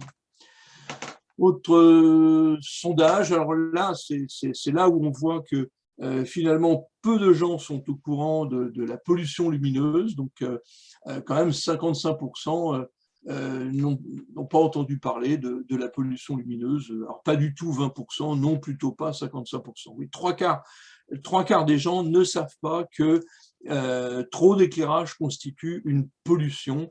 Et là, c'est quelque chose de très important au niveau de la communication qu'il faut faire au niveau des habitants et puis au niveau général. Et là, la NPCN essaie vraiment de faire le maximum pour communiquer là-dessus. Il vous reste 1 minute, Monsieur Pruvot. J'ai terminé, c'est ma dernière diapositive. C'était pour montrer les résultats dans les Hauts-de-France, donc le concours Ville et Village étoilé, donc à l'issue. Alors, c'est le résultat 2019 qui n'a été donné qu'en 2021, donc à cause des conditions sanitaires. Donc, prochain label 2024. Donc, dans le Nord, 5 communes sont labellisées, dont Roubaix, 2 dans le PNR Scarpesco, dans le Pas-de-Calais, 20 communes, dont 17 dans le PNR Cap et Marais d'Opale. En Picardie, il n'y a que 4 communes, il y en a 2 dans l'Aisne et 2 dans l'Oise, et il n'y en a aucune dans la Somme. Donc il y aurait beaucoup de travail à faire là-dessus, mais je suis déjà bien occupé dans le Nord-Pas-de-Calais et j'ai du mal à descendre dans les départements picards. Donc je recherche un correspondant picard. Voilà, ben, écoutez, je vous remercie. Je suis à votre disposition pour d'éventuelles questions. Parfait. On vous remercie beaucoup, Monsieur Pruvot, pour à nouveau la qualité de cet exposé. Et c'est bien intéressant parce que c'est vrai qu'on ne connaissait pas forcément, je pense, toutes et tous, pardon, les différentes actions de votre association. Je confirme aussi, pour habiter dans le Pas-de-Calais, notamment dans le bassin minier, pour être surpris par l'extension le développement des bâtiments de logistique et de la pollution lumineuse que ça peut engendrer. C'est assez spectaculaire. Et je pense qu'il y a une remarque dans ce sens de Benjamin, qui confirme aussi qui trouve que de son côté, la situation au point de vue de l'éclairage public semble s'améliorer, notamment grâce à l'action de votre association. Par contre, effectivement, ce qui va dans le mauvais sens, ce sont les zones d'activité commerciale aux zones et ces grands hangars. Et je pense que tu parles aussi de tout ce qui peut être logistique, avec le développement de ces grandes bases Amazon et autres, par exemple. Et effectivement, l'enjeu est de plus en plus sur les entreprises. Donc, je confirme aussi, et je pense que tu as parfaitement raison. On avait une question aussi. Alors, je retrouve. Oui, j'avais vu une question. Pardon. Bon, je sais pas, j'ai dû faire une fausse. Mais je vois plus rien. Mais Ah bon. Je sais pas ce qui se passe. Bon, tant pis. Et on avait une question de Laurane Palenchon. Alors, si je ne me trompe pas, c'est le PNR-AJ. Ce serait du Haut-Jura, carrément. On est un petit peu éloigné de nos rencontres Grand Ouest, mais on est suivi par toute la France, c'est super. J'en profite d'ailleurs pour saluer j'ai vu qu'il y avait nos camarades de Corse qui participent aussi. Donc, c'est vrai qu'ils ont une façade ouest sur la Corse. Donc, je pense que c'est dans ce cadre qu'ils nous suivent. Enfin, quand je parle de suivre, peut-être qu'ils sont juste en train de faire la sieste devant leur ordinateur. Je ne sais pas trop, mais dans tous les cas, on les salue. Et donc, je ne sais pas s'il y a d'autres questions ou je laisse Laurane, si elle veut intervenir, poser sa question directement à Monsieur Pruvot. Alors oui, mais du coup, c'est bien le parc du Haut-Jura. Il faut savoir que les sujets, ils sont quand même suivis un petit peu loin et ils restent intéressants pour nous aussi. Ma seule question, c'était de savoir s'il existait un document qui pouvait récapituler les différents critères pour l'obtention du label ville et village étoilé, ou est-ce qu'il faut juste prendre contact quand on veut possiblement se lancer dans la démarche? Moi, je vous conseille de prendre contact avec le correspondant. Alors, je ne sais pas si c'est dans votre département ou dans les départements limitrophes. Je sais que la NPCN ne met pas à disposition le document. En fait, quand on veut participer à Ville et Village étoilés, il faut se connecter sur leur site et commencer à remplir le document directement sur leur site. Et c'est à ce moment-là qu'on prend contact de toutes les questions. Mais les correspondants régionaux ont à leur disposition d'anciens questionnaires.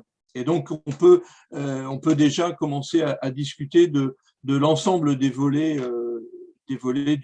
d'un ville et village étoilé, d'un label. D'accord, ok, merci beaucoup.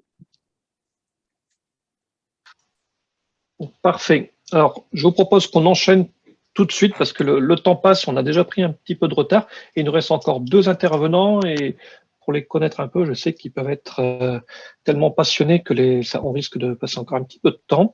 Donc, je propose qu'on passe tout de suite avec l'un des interventions encore plus techniques, avec des mises en œuvre concrètes, avec notamment l'intervention de Monsieur Roger Couillet de la ville de Douai.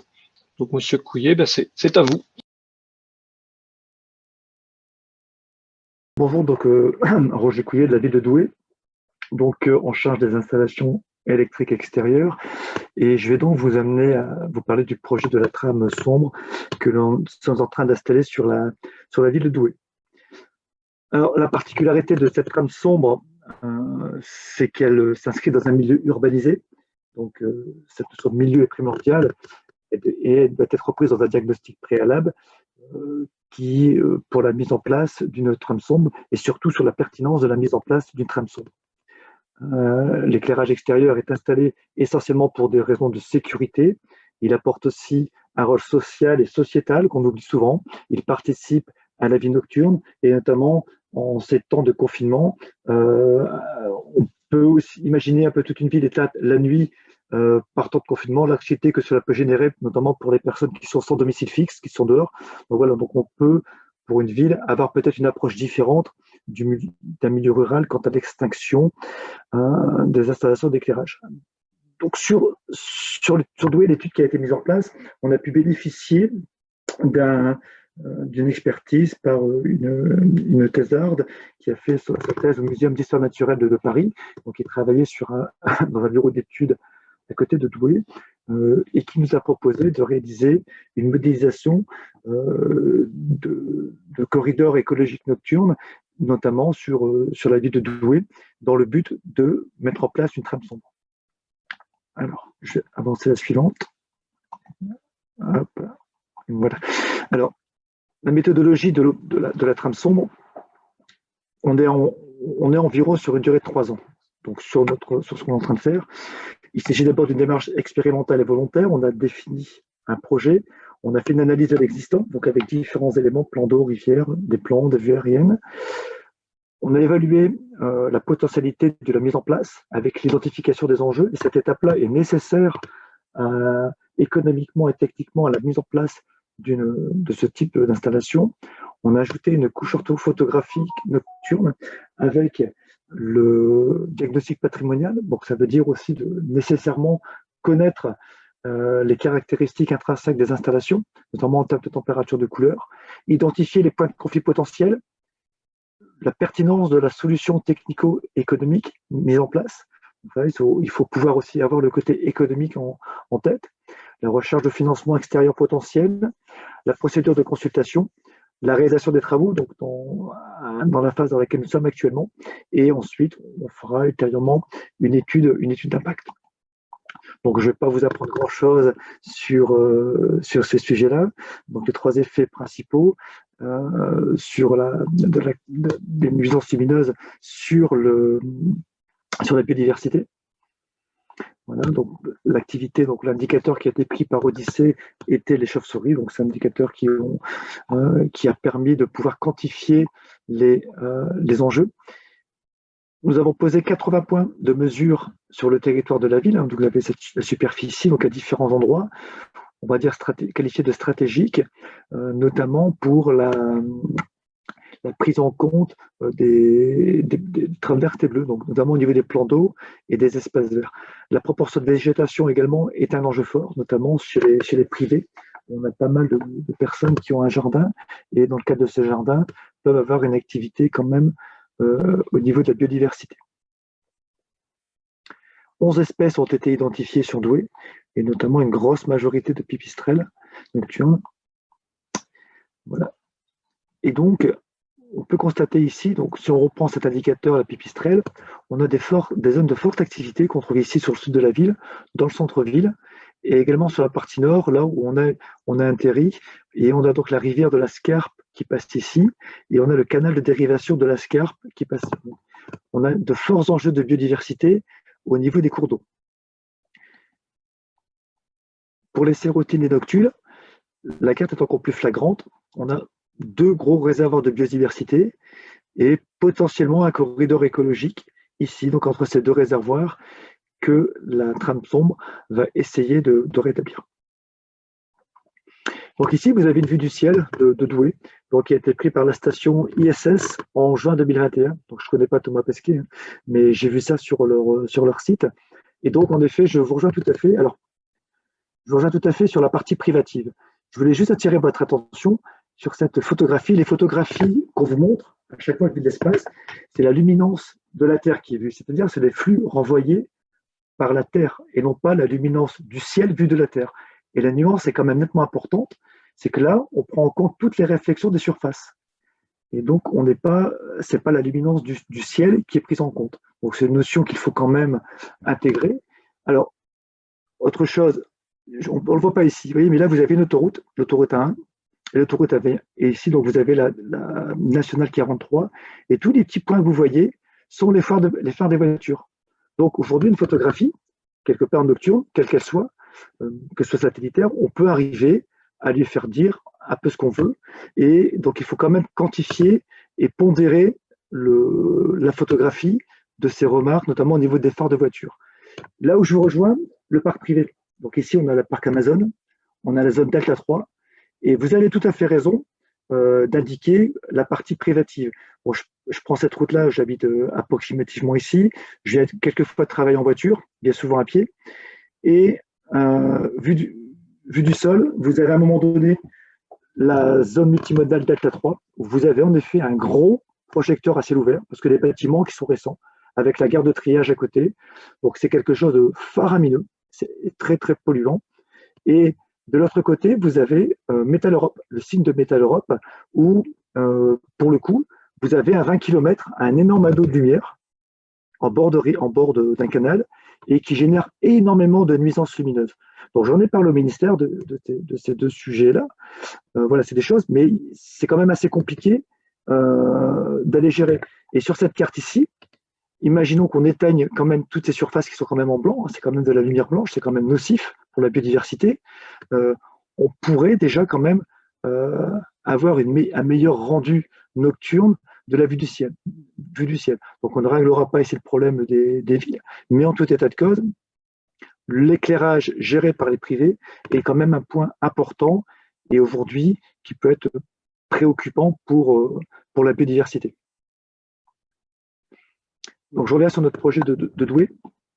Donc ici nous avons la trame sombre donc qui se décompose comme ceci. Vous voyez, donc on a une première trame qui va se prolonger vers le canal et donc là on a la rivière de la Scarpe et on arrive sur Frémaré et là donc on a ce qu'on a qualifié une trame secondaire et sur cette trame secondaire ici on a réalisé récemment des travaux de rénovation d'éclairage. On a posé de la LED et ça fait déjà 6 ans. Et il y a 6 ans, nous avons posé de la LED à 3000 Kelvin. On a commencé à installer des luminaires LED, comme la plupart des grandes villes en France, dès que nous avions 3000 Kelvin. Peu de villes ont posé des luminaires avec des températures de couleur au-delà de 3000 Kelvin, il y en a très très peu. D'ailleurs, la température maximale qu'on puisse employer en éclairage est de l'ordre de 4000 Kelvin. Au-delà, on n'a quasiment pas d'installation.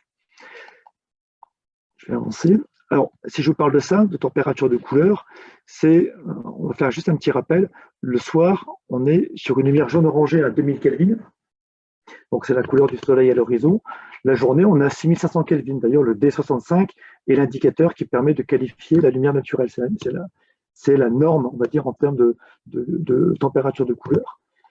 Et imaginons le soir, si nous avons des sources lumineuses avec une température de couleur de 4 à 5000 Kelvin, les dégâts que cela peut causer sur la biodiversité, notamment parce que les insectes vont peut-être totalement déconnecter et pensant qu'on est peut-être encore en milieu de journée, alors que la température appropriée devrait être de 2000. C'est pour ça, donc, pour la biodiversité, en effet, il est important de moduler la température de couleur et en période d'activité intense, d'avoir cette température de couleur de 2000 Kelvin. Qu'est-ce qu'on va mettre comme prescription principale, expérimentale? Donc, on va adapter la température de couleur, c'est-à-dire qu'on va avoir un luminaire avec 2 modules à LED, un 2200 et un 2700 Kelvin. Et ces 2 températures de couleur vont changer tout au long de la nuit. Donc, en fonction de l'activité, on aura tantôt 2200, tantôt 2700. On va adapter le niveau d'éclairement à l'usage, c'est-à-dire qu'on va éclairer vraiment là où on a besoin. Et pour cela, la photométrie va le permettre, d'une part, et deuxièmement, la technologie. Je rappelle qu'aujourd'hui, l'abaissement de puissance de manière facile, la détection de présence, n'est valable qu'avec les LED. Aujourd'hui, avec les lampes à décharge, qui constituent encore plus de 95% du patrimoine en France, c'est technologiquement impossible. Donc, quand on parle d'adaptation, d'éclairement, d'usage, de détection de présence, ce n'est valable qu'avec les installations qui ont 4-5 ans. Donc, aujourd'hui, d'ailleurs, toutes les installations en France se font en abaissant le niveau d'éclairement de manière aisée. Donc, avec lampe à décharge, on pouvait le faire, mais c'était beaucoup plus compliqué. Donc, de manière aisée, et on vient aussi mettre de la détection de présence. Donc, c'est très, très récent d'un point de vue technologique. On a encore du pain sur la planche, sachant qu'on a environ 9 millions de poids lumineux en France. On en remplace 3% par an. Donc, je vais faire le calcul pour arriver à rénover la totalité du patrimoine. Donc, abaissement automatique de la puissance et une photométrie adaptée. Donc aujourd'hui, l'arrêté du 27 décembre prescrit un réglage sur site de ce qu'on appelle le rapport ULR alpha, donc je ne vais pas passer les détails, qui autorise des inclinaisons de 20 à 25 degrés. Donc aujourd'hui, c'est indiqué clairement sur le site du ministère, on peut incliner les luminaires d'éclairage de 20 à 25 degrés, voire 40 degrés pour les projecteurs. On a le droit de le faire. Nous, on s'est dit pour le projet, et beaucoup d'îles de France font comme ça, on se cantonne à rester à ce qu'on sait faire, c'est-à-dire entre 0 et 5 degrés. Et toutes les installations depuis maintenant 10 à 12 ans en France sont faites par les villes avec des inclinaisons pour l'éclairage que je qualifie de fonctionnel entre 0 et 5 degrés. Donc ça, c'est beaucoup plus restrictif que l'arrêté. Et également, on va mettre en place, parce que nous sommes une ville, on a des passages pour piétons, et donc on va devoir également gérer la sécurité des piétons, et on va donc mettre en place des dispositifs d'accentuation de contraste.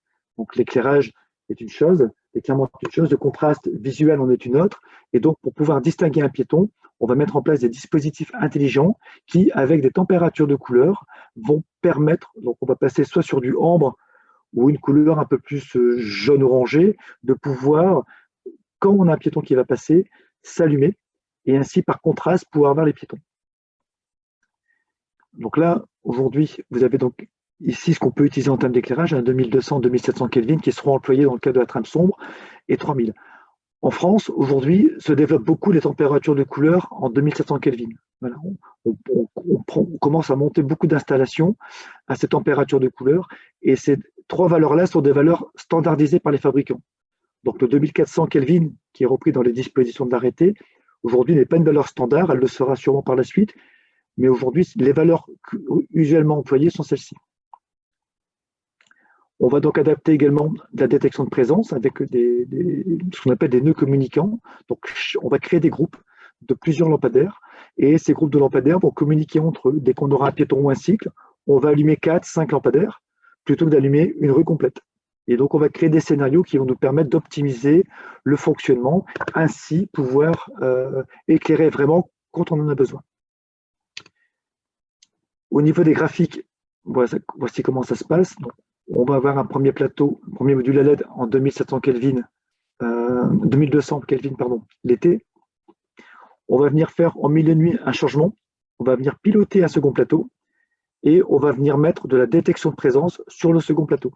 Ce qui fait qu'on va passer de 0,1 à 0,5. Donc, on ne va pas monter à la puissance nominale. Nous allons monter à 50% de la puissance la nuit parce qu'on estime que c'est suffisant de manière à pouvoir que les piétons et cyclistes puissent se déplacer en sécurité. L'hiver, donc le choix qui a été fait avec les écologues est d'avoir uniquement des luminaires avec des modules LED 2700 Kelvin. C'est beaucoup plus efficace. Alors, il faut savoir également qu'entre un luminaire 3000 Kelvin et 2200 Kelvin, c'est environ 28% d'énergie en plus. Donc aujourd'hui, si vous faites le choix de mettre cette température de couleur, d'un point de vue puissance, pour le même niveau d'éclairement, quel qu'il soit, on a une valeur relative, c'est environ 28% d'énergie en plus. Donc c'est quand même un critère qu'il faut prendre en compte. Il ne faudrait pas que les gains engrangés puissent être, entre guillemets, absorbés ou consommés en partie par une surconsommation énergétique. Pourquoi? Parce que pour faire du blanc, aujourd'hui, on mélange l'ensemble des couleurs et le bleu est la couleur la plus efficace. Et donc, plus on va avoir une couleur avec une température de couleur chaude, donc qui va tirer vers le jaune, donc ce qu'on appelle du blanc chaud, on va descendre en température de couleur, moins c'est efficace, et pour un même niveau d'éclairement, en valeur relative, il va falloir beaucoup plus de puissance. Donc là, on a le type d'installation, donc on a une rivière ici, le canal de dérivation de la Scarpe. Vous voyez déjà, cette installation-là a une trentaine d'années. Et déjà, depuis 30 ans, voilà les villes, genre de réalisations qui sont faites par les villes. Donc là, on est sur un luminaire qui est quasiment à l'horizontale et ça nous permet en milieu urbain de ne pas envoyer de la lumière là où c'est inutile. On envoie vraiment la lumière là où on souhaite éclairer.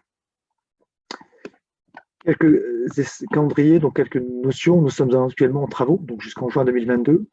On a quand même 1 700 000 € et je tiens quand même à remercier le FEDER de nous avoir subventionné sur cette opération à quasiment 1 193 000 €, ce qui correspond à 70% de subvention. C'est quand même très bien pour ce genre d'opération. Ça concerne 600 points lumineux et 25 armoires de commande, 103 hectares. C'est en termes de projet, d'expérimentant le temps sur la démarche, sur l'approche que sur la surface du projet. C'est quelque chose qui est très important et qui est expérimental. On estime aujourd'hui, ça sera vérifié ensuite sur la partie facturation, à 77% en kilowattheure, je parle en kilowattheure et pas en euros, le taux d'économie envisagé, soit 48, quasiment 49 tonnes d'équivalent pétrole économisé. On a dû faire des choix aussi, des choix technologiques, donc d'où le choix de pertinence. On a préféré abaisser 100 watts à 10% que de mettre 10 watts à 100%. On a fait un choix parce que technologiquement, ça nous aurait coûté très cher de mettre un troisième dispositif dans le luminaire, un dimensionnement spécifique et des coûts derrière qui n'en finissent plus. Et donc, là, comme la maîtrise des coûts objectifs est importante, on se doit aussi de cadrer ce point. Harmonisation des profils nocturnes, optique, interopérabilité. Donc aujourd'hui, on installe quelque chose de neuf, mais qu'est-ce qu'il en sera dans 10 ans? C'est-à-dire aujourd'hui, comment va vieillir l'installation? L'idée est en effet de pouvoir mettre dès le départ des critères de maintenabilité, d'interopérabilité et de garantie en termes de fonctionnement, à savoir harmoniser ce qu'on appelle les profils nocturnes, c'est-à-dire aujourd'hui comment va fonctionner l'installation la nuit, poser des questions sur les équipements, sur les durées de vie, donc de manière à ce qu'on soit sûr que pendant 10-15 ans, on ait quelque chose qui soit toujours opérationnel, tout en limitant les coûts énergétiques.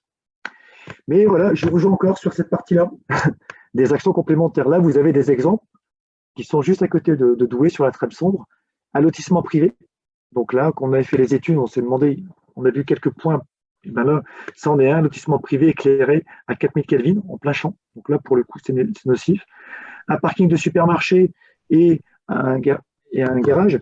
Donc aujourd'hui, vous imaginez des projecteurs de ce type avec des véhicules stationnés dessous, les pare-brises et des véhicules, la peinture des véhicules, en termes de nuisance, ce que ça génère du vue du ciel. C'est pour ça que souvent, sur les photographies en ville, outre cette partie, on va dire directe émise par le luminaire, mais qui participe faiblement au halo lumineux, la grosse partie, c'est ça, c'est le stationnement des véhicules, notamment le stationnement des véhicules en ville, les réflexions de la lumière sur les façades. Donc ça contribue de manière astronomique, sans mauvais jeu de mots, au halo lumineux. Donc, vue du ciel, ici, c'est une vraie catastrophe. C'est une vraie catastrophe. Donc là, mis à part interdire le stationnement des véhicules en ville pour l'éliminer, sinon, ça sera d'aller voir ce concessionnaire, lui demander de travailler différemment son éclairage. Et là, vous avez ici un entrepôt. Donc, on a un éclairage ville. On a un entrepôt ici, derrière, c'est l'entrepôt Auchan qui est derrière Douai. Et donc, cet entrepôt-là, pareil, vous voyez le halo de lumière qui est généré par le dessus. Là, l'éclairage est coupé la nuit. C'est la seule installation de la ville qui est coupée la nuit. On n'a pas d'activité. Et dans le cas de la trame sombre, on va l'associer à la détection de présence. C'est un halo de lumière et qui aujourd'hui est là pour la sécurité des biens, protection des biens. Donc, il va falloir qu'on essaye d'aller voir Auchan pour essayer de discuter avec eux, c'est pas gagné, de voir comment travailler au mieux sur le sujet. Et j'ai encore d'autres exemples comme ça, notamment au niveau de l'écluse, au niveau du centre Enedis, on a plein d'exemples comme ça le long du parcours où il y a des actions à mener. Voilà, je vous remercie de votre attention et puis je suis à votre disposition si vous avez des questions. Merci. Merci, parfait. Vous avez parfaitement respecté votre temps d'intervention. J'ai vu deux petites questions qui se sont affichées. Une première de Benjamin qui me posait une question intéressante sur justement par rapport au tout début de votre exposé sur la superposition entre la trame verte et bleue et la trame noire. Oui. Alors, peut-être qu'il pourra donner plus de précisions, Benjamin, mais vous pouvez un peu répondre là-dessus. Ouais. Et ensuite, on a une question de Guéric Caron qui demandait pourquoi avoir choisi deux températures différentes entre hiver et été, plutôt que de choisir du 2200 Kelvin toute l'année. Voilà, donc je propose que vous pouvez répondre à ces deux questions. Oui. Après, on aura un tout petit peu de temps pour une dernière question avant de passer à l'exposé de Johan. Très bien. Je vais essayer d'aller vite, Johan. Donc, sur la superposition, c'est ce qu'on a fait. Donc, c'est ce que j'expliquais dans la présentation. Donc, on a récupéré, donc ça, c'est le bureau d'études qui a travaillé, Odyssée, qui a fait ça pour nous. Je réponds à ta question, Johan. Donc, qui a fait ça pour nous, donc qui est allé chercher toutes les informations au niveau régional, des trames vertes et bleues au niveau du schéma de cohérence territoriale. Donc, c'est lui qui a été chargé, dans le cadre de son étude, d'aller récupérer toutes ces informations. Donc, il a compilé ces données. Et à cela, donc, on a ajouté une dernière couche qu'on appelle notre couche SIG. Donc, il préconise, avec le référencement par GPS de tous les points lumineux, qu'on est venu superposer et implémenter sur ces couches. Et ensuite, on a essayé de trouver une orthophoto nocturne qu'on n'avait pas. On a essayé de trouver sur le site de la NASA ou sur d'autres sites. Et puis, donc, on vient de la voir il y a 2 ans après. Et donc c'est ce qu'on fait. Donc, en effet, on superpose, on fait ces notions de superposition travers bleu, noir, et d'autres également, le bâti, etc. Donc, on vient tout mettre ensemble pour pouvoir avoir un rendu et un diagnostic le plus fidèle possible. Voilà, j'espère que j'ai répondu à votre question, Benjamin. Oui, tout à fait. Mais là, encore une fois, je veux dire, c'est pas mon boulot. Hein. C'est vraiment du travail de bureau d'études en biodiversité. Donc là, entre guillemets, je vous donne des brides d'informations. Si vous souhaitez en savoir plus, c'est d'avoir les éléments avec Odyssée. Peut-être, donc concernant les 2 températures de couleur, donc ça, c'est un choix. Alors, c'est un choix, on a déjà discuté avec Johan ou avec d'autres écologues aujourd'hui. Comme j'expliquais, si vous êtes pour de 3000 à 2100, c'est 28% d'énergie en plus. Donc, si je prends ma casquette de technicien, d'énergéticien, je vais dire, je préfère avoir un éclairement identique, un valeur d'éclairement identique, ce qui va consommer le moins. Si je me place du côté biodiversité, on va se dire, je préfère avoir une protection de la biodiversité, quitte à consommer plus. Donc, le consensus qui a été trouvé, donc ce qui est important, c'est un travail en commun, parce qu'au départ, un écologue et un éclairagiste ne sont pas forcément faits pour s'entendre, mais finalement, on s'entend très très bien.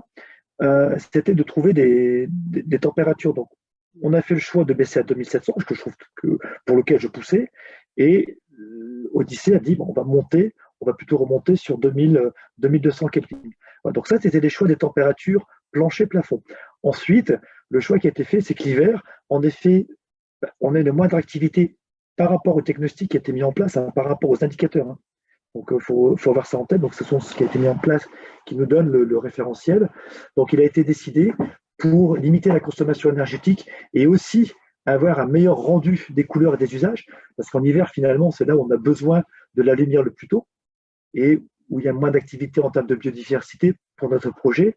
Donc, il vaut mieux voir de manière efficace et dans un souci de sécurité, avoir un meilleur rendu des couleurs. Donc, on a fait le choix de passer sur 2700 l'hiver. Et ce qui a conduit aussi à cette démarche expérimentale. Voilà. J'espère que j'ai répondu à votre question. Une fois, alors, Johan, oui, tu disais donc pour la. Alors, je reprends dans l'ordre. Hein. Johan, donc on fait de la gradation, on ne fait pas d'extinction. Donc le choix a été fait pour la ville de ne pas éteindre pour tout un tas de raisons. Donc voilà. Donc en tout cas, le choix c'est porté sur de la gradation, mais on va grader. Alors j'ai mis 10%. Technologiquement, on va être entre 13 et 14%. On ne sait pas aller en dessous. Voilà. La limite technologique, on va l'atteindre parce que derrière, après, on va trop dégrader les signaux et ça pourra avoir d'autres impacts sur l'installation. Voilà, j'espère que j'ai répondu à ta question. Alors, une autre question de Arnaud Boulanger. Une fois des luminaires LED installés, quels paramètres peut-on faire varier? Température, intensité. Alors, ce qu'on peut faire varier, c'est ce qu'on pourrait faire varier et adapter, c'est le cycle d'alternance entre les 2 modules LED. Donc, choisir peut-être de décaler sur l'année ou sur une nuit le fonctionnement des modules LED et également faire varier le niveau d'éclairement. Donc, les niveaux on pourrait individuellement abaisser. Sachant que là, on a déjà optimiser l'installation et on a aussi le souci de maintenance. C'est-à-dire que si on fait varier l'intensité, le niveau d'éclairement, il va falloir le faire varier sur toute la rue et adapter ce niveau d'éclairement aussi peut-être un peu plus loin. Donc il y a une réflexion globale, tout ça dans des soucis de maintenance et d'interopérabilité. Donc encore une fois, il faut pouvoir aujourd'hui penser à ce que sera demain l'installation et comment on va l'entretenir. Voilà. Donc, mais c'est une des explications. Oui, une étude d'impact est envisagée, je réponds donc à Camille Godin, une étude d'impact est envisagée qui aura lieu en 2023, juin 2023, dans les mêmes conditions que celle qui a été faite en juin 2018 ou 2019, qui a été faite par Odyssée. Donc on va relancer une consultation à cette période-là, et donc on prendra les mêmes méthodologies de mesure et on fera le même résultat pour voir en effet l'étude d'impact qui sera mise en place. Et juste dernière question qui est notée, penser aux éléments passifs, oui, tout à fait. et c'est pour ça que j'ai bien expliqué que l'éclairage, si vous avez bien vu, c'est que l'éclairage est destiné aux piétons, aux cycles. Les véhicules ont leur phare. Donc, quelque part, il faut que les piétons et cycles puissent être vus la nuit. Donc, d'où les éclairages, l'accentuation des contrastes pour les piétons. Les cycles étaient aussi pris en compte. Donc, on va augmenter le niveau d'éclairement pour les cycles. Mais les véhicules, alors, sauf s'ils roulent vraiment à la vitesse d'un vélo, ne seront pas pris en compte. Et donc, le niveau d'éclairement n'augmentera pas si un véhicule passe. Voilà. Alors, on va arrêter là parce que, en plus, les questions sont, il y a toute une arrivée massive de questions, mais qui sont, je suis désolé, elles sont super intéressantes. Je vous propose, on les met pas forcément, on va pas y répondre tout de suite, mais on va y répondre quand même parce que je pense que dans l'exposé qui suit, avec Johan, qui a aussi mis en place sur la ville de Lille plein d'expériences et de cas concrets, je pense que Johan sera capable de répondre à quelques-unes des questions, notamment, Johan, pardon, je pense que notamment celle d'Antoine, puis de Pièce, où j'ai vu un peu les effets aussi de la question de Benjamin sur les effets de l'allumage intempestif. Je pense, on verra bien si Johan peut nous répondre, mais je vous propose de répondre à toutes ces questions en fin d'exposé de Johan, parce qu'on a un peu de retard. On va devoir manger un petit peu sur sur la pause du début du milieu d'après-midi pour pouvoir écouter l'exposé complet de Johan.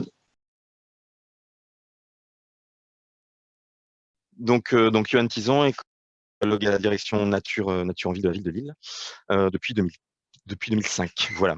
Donc ça fait longtemps alors je vais du coup adapter le diaporama. Je vais passer quelques diapos pour pas faire de redondance au moins possible. Vous connaissez bien évidemment les enjeux, ce que provoque l'éclairage. Juste dans le contexte, la ville de Lille, on avait commencé à travailler sur la préservation des chauves-souris dès 2003 via une convention avec la CMNF, et c'était moi et un ami, Michel Martineau, qui avons fait cette étude pour le compte de la CMNF. Et à partir de 2005, j'étais embauché comme écologue et j'ai pu concrétiser tout ça. C'était voilà. Dans les choses, il y a eu des grandes étapes importantes. Il y a eu notamment en 2015 l'étude Tram Noir, pilotée par Biotope, le MNHN, le CNRS, et en partenariat, il y avait bien évidemment la CMNF et le laboratoire de sociologie de Lille, parce qu'il y avait un volet chiroptère et un volet sociologie. Et dans les territoires, c'était la MEL et la ville de Lille. Donc ça fait un énorme effort d'échantillonnage vraiment important, quelque chose d'assez intéressant, qui avait pu, alors ça a déjà été valorisé, je pense, dans des rencontres chiroptères, donc je vais pas m'attarder là-dessus. Vous l'avez en image, mais en tout cas, nous, ville de Lille, ça nous a beaucoup aidé, comme ça a pu, à mon avis, aussi aider, comme ça pourrait aider bien évidemment la MEL.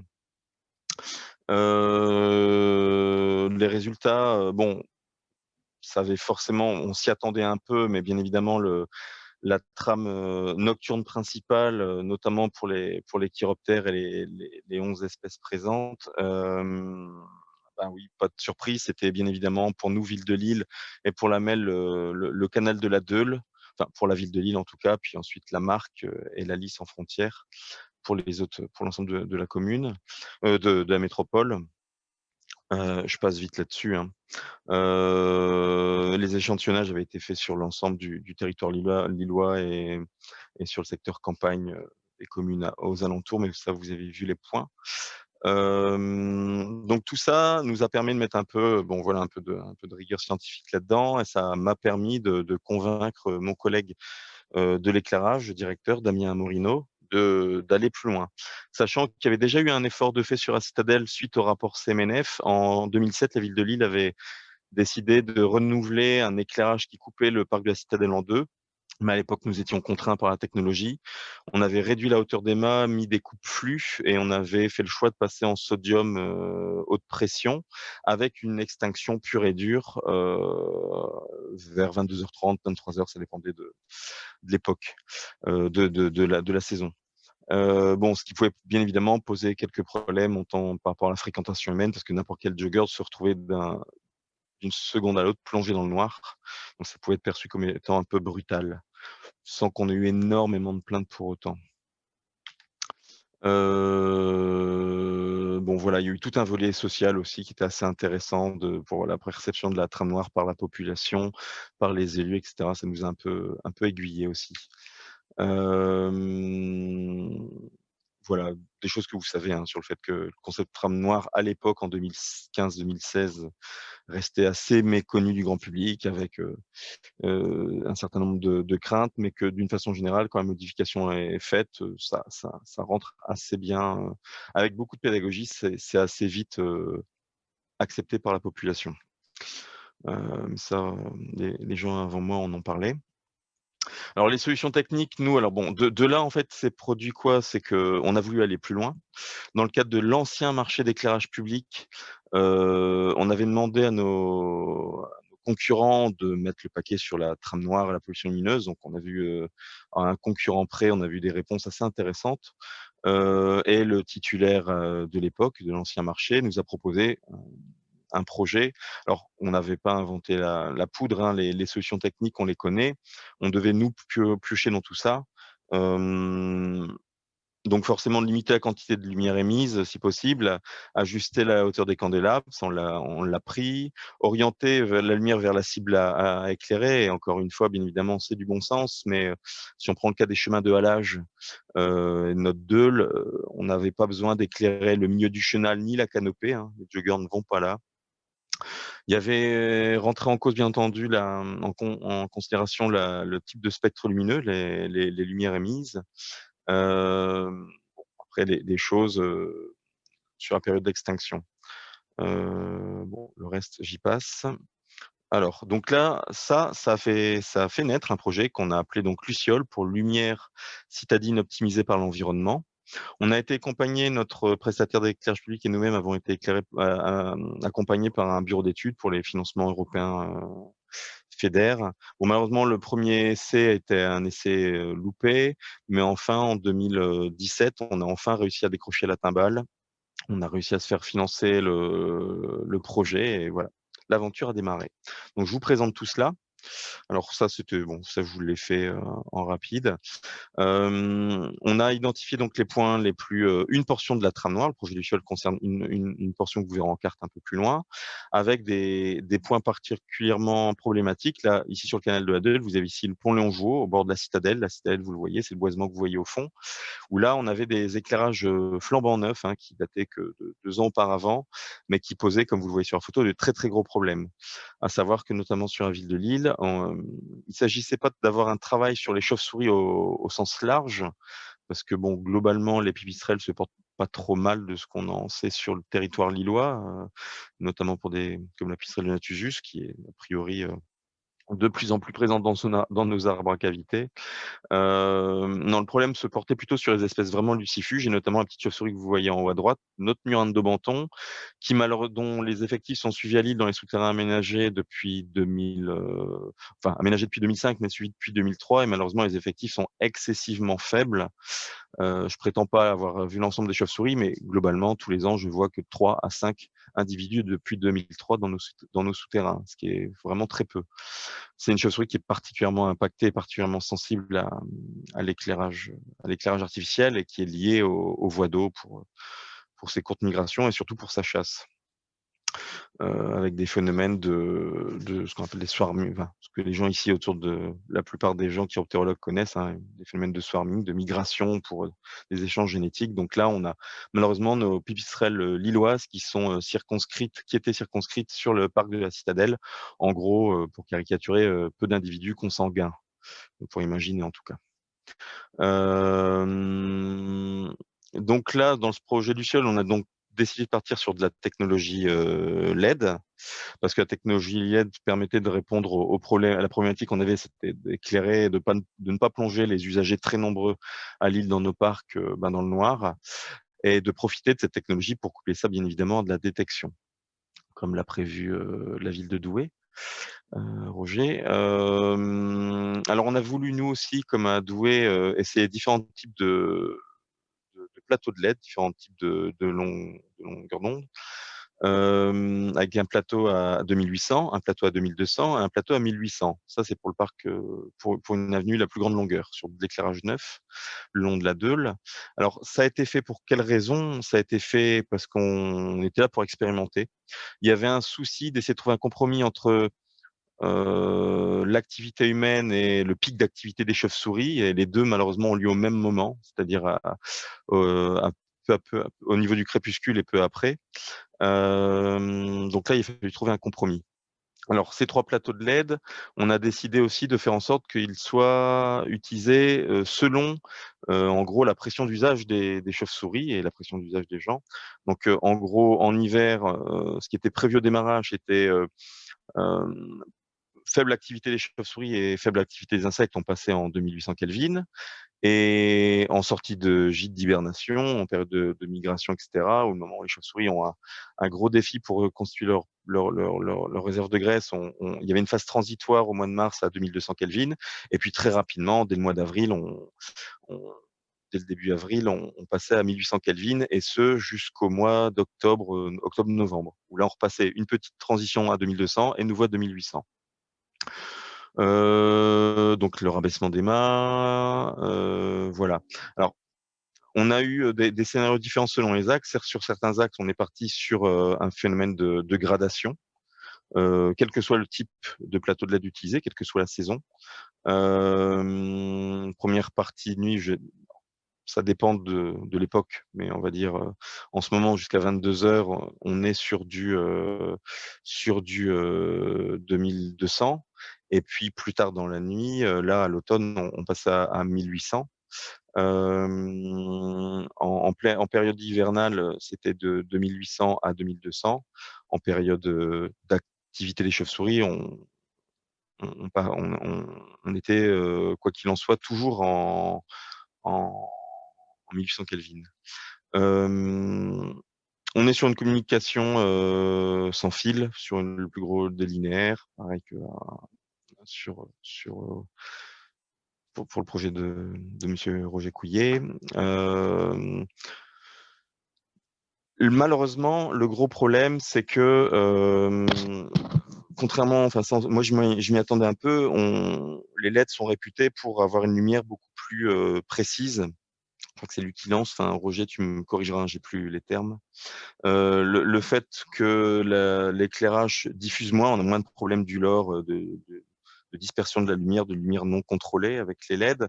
Malheureusement, c'était absolument pas suffisant, parce qu'on s'est très vite rendu compte que les plateaux de LED utilisés, même avec la bonne inclinaison, envoyaient malheureusement encore beaucoup trop de lumière vers le milieu aquatique. Sachant que malheureusement, voilà, les myotistes, notamment le myoane de Banton, ont une tolérance qui est vraiment extrêmement faible. Donc on a vraiment dû résoudre le problème, et on est passé sur de la pose de coupe-flux sur les éclairages neufs, de façon à vraiment empêcher toute diffusion d'éclairage sur le cours d'eau. Ça, c'est pour ce qui est des éclairages neufs. Sur les mâts dont les éclairages avaient été changés peu de temps auparavant, pour des raisons économiques, il a été décidé de ne pas changer les luminaires, et là on s'est contenté de faire uniquement de la pose de coupe-flux. Alors voilà le projet en image, hein. Vous voyez, alors les lampadaires qui sont concernés par Luciole, c'est les mâts en bleu, les mâts en jaune, où là c'est essentiellement des coupe-flux. Les mâts en bleu, c'est du flambant neuf sur un pont routier non Jouot, où on est sur du 2200 avec extinction quand il n'y a pas de véhicule, mais bon, il y a un gros trafic, ce qui fait que ce n'est réellement éteint qu'en milieu de nuit. En vert, on est sur les 3 plateaux de LED, et en orange, on est resté sur l'ancienne installation pour l'instant. Voilà. En rose, c'est un autre projet, c'est le projet du Champ de Mars. Là, on est juste sur de la gradation et de l'orientation. Ça, c'est hors Luciole. Donc les plateaux de LED, les types de lampes qui étaient utilisés avant, on était sur de la iodure métallique, qui faisait énormément de dégâts sur les lentomophones. À droite, c'est juste à titre de comparaison, c'est de la LED blanche. On voit une grosse problématique de pic d'énergie très fortement dans les bleus. Les 2 graphiques en bas correspondent à nos LED. Alors, les chiffres, je suis pas très sûr que ça corresponde précisément, parce que je vois, nous, normalement, en théorie, c'est 2200 et 1800. Là, je vois 1700 et 2053. Mais bon, vous voyez bien un peu ce que ça donne au niveau des pics, notamment dans les bleus. En tout cas, de ce que les fournisseurs nous ont donné. Après, j'espère pouvoir leur faire confiance. Donc là en image, le Mathias de Lobel, on a nos 3 plateaux avec le coupe-flux. Malheureusement, on a dû arrêter l'usage du 2700 Kelvin. Enfin, malheureusement pas pour les insectes ni pour les chauves-souris, mais malheureusement pour mon collègue directeur de l'éclairage, parce qu'en fait, les coupes flux faisaient en sorte que l'éclairage n'était plus du tout uniforme. Ça crée des taches sombres. Donc, on a dû abandonner le 2700. Au jour d'aujourd'hui, il n'y a que le 2002 et le 1800 Kelvin qui fonctionnent. Là, c'est sur un changement au niveau de la Deul, pareil. On a, là, vous voyez le détail. Ce qui est intéressant, c'est la lamelle coupe-flux. Et bon, vous avez le résultat en pleine nuit, ce que ça donne. Ici, c'est sur on n'a pas changé l'éclairage, on s'est contenté de mettre un coupe-flux métallique. Alors, ça ne se trouve pas dans le commerce, ça a été fait sur mesure, d'abord dans du plastique. On a fait différents essais, plusieurs scénarios. C'était vraiment de l'artisanat, jusqu'à valider la bonne découpe. Et voilà. Là, c'est le pont Léon Jouot, l'image que vous aviez avant. Là, l'image est intéressante. Vous avez avant et après. Donc voilà ce que ça donne en hauteur quand on grimpe avec une nacelle. Là, la difficulté, c'était de circonscrire la lumière vraiment sur le tablier du pont et sur le trottoir. Donc là, vous voyez bien qu'il y a deux lamelles différentes. Parce qu'au départ, on avait bien évidemment un effet miroir avec la lamelle. On avait aussi, voilà, un pont, c'est un objet très étroit. Donc là, c'était très compliqué. Mais bon, on a réussi. Alors, premier résultat, parce que je vois qu'il me reste plus beaucoup de temps. 1 minute 30. Donc, on a fait un état initial avec les installations anciennes. C'est là on a vu tout l'impact que pouvaient avoir les iodures métalliques, qui sont vraiment une catastrophe au niveau entomophone. Donc, on a mis des pièges Tavoilo et des pièges d'interception pour ce qui est de l'entomophone et des enregistreurs SM4 BAT. Voilà, donc là, ce coup-ci, c'est dans le cadre de notre marché à bon de commande, c'est le bureau d'études Odyssée, qui est l'actuel titulaire de notre marché à bon de commande, titulaire principal, le second étant Biotope. Donc voilà, pour ce qui est des premiers résultats, alors suite à ça, l'année suivante, une fois qu'on avait commencé notre installation Luciole, on a pu lancer l'étude d'impact. Donc même protocole. En parallèle de ça, on a fait une étude, on a voulu expérimenter vraiment précisément, voir ce que disaient les 3 plateaux de LED. On a voulu faire un test pour comparer l'activité des chiroptères et l'impact sur l'entomophone des différents plateaux de LED. Donc, je répète, 2700, 2200 et 1700, je finis par m'y perdre. Et on a fait ça donc il y a 2 ans et on a réitéré cette étude 3 plateaux parce qu'on a eu des problèmes techniques malheureusement à l'époque. Et d'ailleurs cette année encore, il y a un enregistreur qui n'a pas voulu se mettre en marche. Ce n'est pas facile, mais on commence à avoir un léger recul. Alors, ce que je peux vous dire, c'est que, bon, bien évidemment, iodure métallique, entre les LED à 2200 et la lampe à iodure métallique, c'est le jour et la nuit, en termes de quantité, de diversité d'insectes.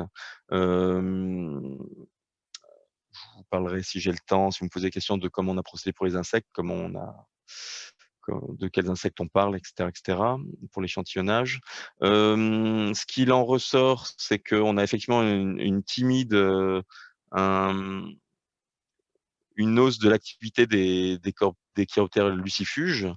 Ce qu'il en ressort, c'est que toute espèce confondue, non, pas toute espèce confondue, pardon. Pour ce qui est des pipistrelles, alors au sens large, parce qu'on n'a pas encore réussi à tout analyser malheureusement, ainsi que pour le groupe Myotis, là pareil, on n'a pas encore, j'ai seulement reçu ça ce midi et tout n'est pas du tout fini.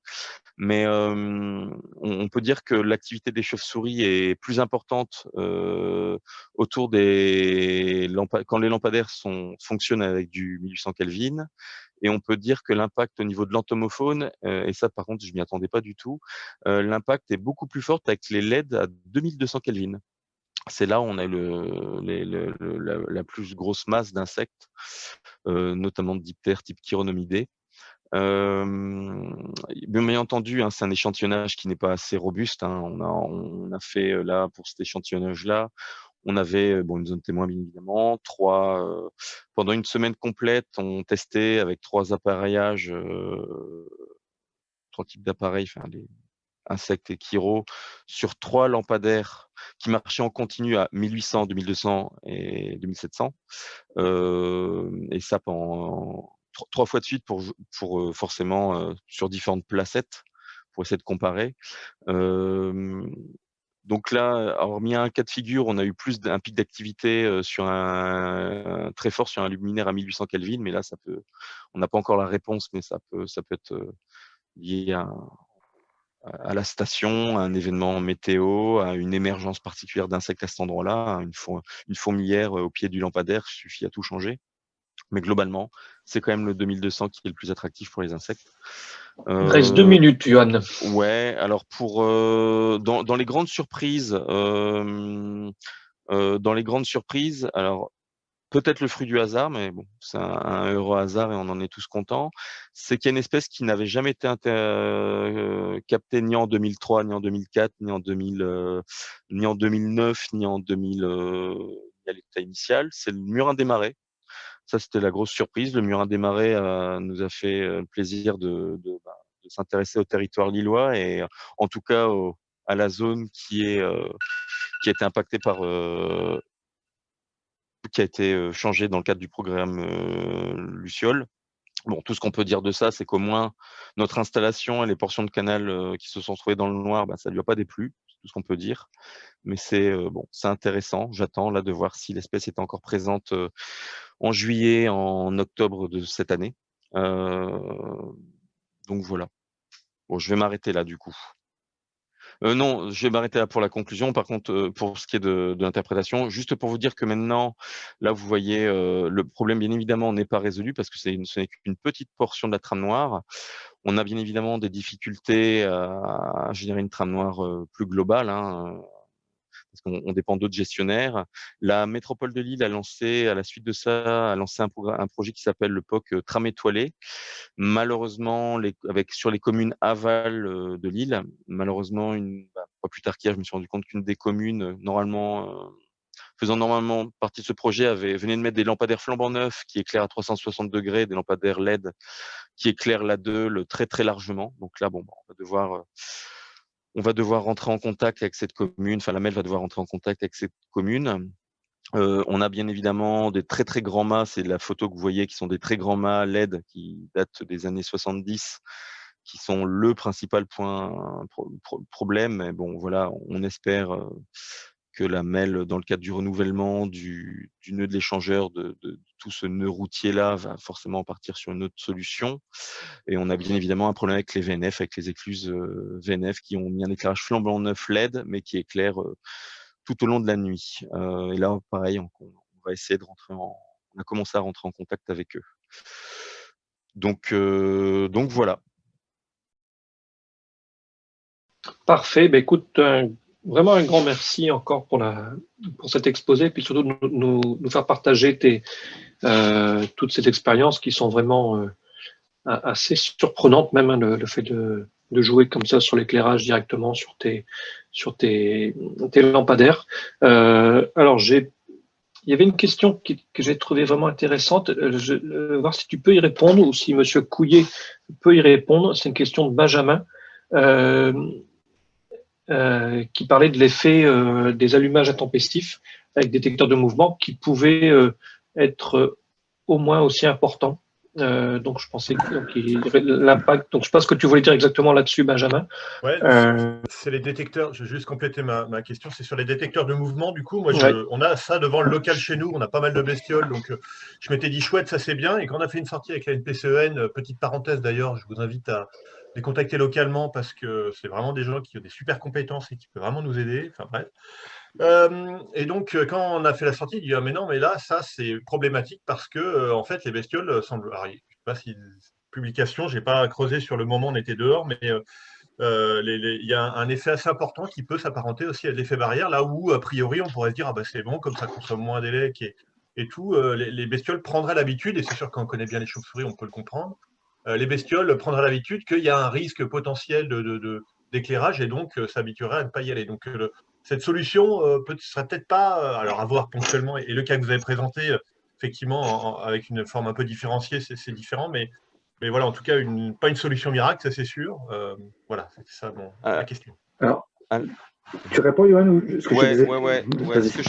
ce que je peux répondre dessus, c'est que moi, et je pense que c'est vraiment le point fort de ce qu'on a fait ici à Lille. Et de toute façon, c'est la vie c'est les espèces qui vont nous le confirmer ou pas. C'est que vraiment, le point fort, c'est vraiment d'avoir géré la dispersion du flux par des coupes flux, C'est-à-dire que ce soit éclairé ou pas, qui est d'un seul coup un jogger ou un cycliste à 3 heures du matin ou pas, l'A2, le jour d'aujourd'hui, est dans le noir. Donc, alors, après, il faudrait effectivement pousser le truc. Il faudrait voir si quand on a nos murins de Daubenton qui chassent au ras de l'eau, bien tranquille dans le noir, alors que les joggers courent à côté, quand le même murin de Daubenton vole, alors que l'ensemble de l'environnement est sombre, est-ce que le fait que la voirie d'à côté s'allume, est-ce que lui, ça le fait, sachant qu'il est encore dans le noir, est-ce que ça change quelque chose? Mais tout à l'heure, Olivier Pichard a peut-être donné, il y a peut-être des réponses déjà à retrouver quand on parlait de la distance à partir desquelles la chauve-souris commence à changer de comportement. Bon, là, tout ce que je peux dire, c'est que le canal est vraiment dans l'obscurité. Bon, voilà, j'insiste vraiment sur les coupes flux. Ouais, c'est que c'est complémentaire en fait d'autres méthodes. Et là, en l'occurrence, on n'était pas au bord de l'eau sur le site en question, mais le fait d'orienter et de mettre ça, c'est ça qui est intéressant, c'est de réfléchir et de mettre ensemble. Et voilà, et encore une fois, on pourrait se dire a priori qu'il y a une solution technologique comme ça s'allume seulement ponctuellement et puis ça reste à des niveaux très bas d'éclairement. Ça peut pas être pris comme ça, comme une solution qu'on transpose n'importe où. Et je dis ça parce que je l'ai fait, moi, bêtement. Je dis tiens, il y a ça a l'air chouette. Je vais proposer ça et pas du tout, quoi. Alors pour répondre à votre question, j'ai également une autre casquette. Je suis président de l'Association française de l'éclairage pour la région Hauts-de-France et je suis intervenant national au niveau de l'AFE, donc sur tous ces sujets d'éclairage, notamment sur l'arrêté, sur tout ce qui est lié donc à l'éclairage extérieur. Donc on a fait un webinaire récemment, donc on a invité des adhérents AFE. D'ailleurs, sur les travaux que fait l'AFE sur le sujet, c'est quand même très intéressant aussi en termes de biodiversité. On intègre maintenant, on a des écologues qui sont adhérents, donc voilà, on est aussi très ouvert sur le sujet. Il y a une étude qui a été faite en 2018 sur un parc à Paris, et je vous invite à contacter Odyssée, donc qui est bureau d'études, qui est aussi adhérent à FE et qui pourra vous donner des éléments de réponse sur ces notions de détecteur de mouvement, de la modélisation de la détection de mouvement et l'impact sur la biodiversité. Donc, il y a des choses qui ont été faites, des études qui ont été menées, donc scientifiques. Alors, je suis en télétravail, je ne peux pas vous les envoyer, sinon je vous aurais donné bien volontiers. Mais il y a des choses qui existent. Alors, ce qui est clair, c'est oui, c'est un impact. Maintenant, je me remets un peu à l'échelle d'une ville, telle qu'elle est. Éteindre la nuit, pourquoi pas, parce que c'est une décision politique. C'est une décision politique essentiellement, avec on va peser tous les pour et contre. Décision politique. Aujourd'hui, les choix qui sont faits pour nous, avec la détection de mouvement, comme disait Johan, c'est déjà d'optimiser l'installation. Et optimiser l'installation, c'est d'un point de vue photométrie, d'un point de vue énergétique, limiter au maximum les nuisances lumineuses, donc être très restrictif. Après, la température de couleur va peut-être impacter tel ou tel type d'insectes ou pas, va peut-être impacter les chauves-souris. Et donc ça, à un moment donné, donc, quand on fait ce choix, il faut se baser par rapport à un indicateur. Donc, qu'est-ce qu'on a pris comme indicateur de référence qui nous a permis de valider les choix technologiques. Et après, en fonction des choix technologiques, oui, on essaie de limiter au maximum. Mais comme vous le dites, il n'y a pas de solution miracle. Il n'y a pas de solution miracle, ça c'est clair, mais on essaie vraiment de limiter au maximum les impacts potentiels. Voilà. Mais je vous invite je n'ai pas mes coordonnées, mais si vous arrivez à récupérer mes coordonnées, envoyez-moi un petit mail et je vous transmettrai les informations qu'on a sur ce sujet-là. C'est un sujet qui nous intéresse aussi en tant qu'association. Tout à fait. J'ai vu passer des choses là-dessus, effectivement, et oui, ça me dit quelque chose. Voilà. Ok, merci. Merci.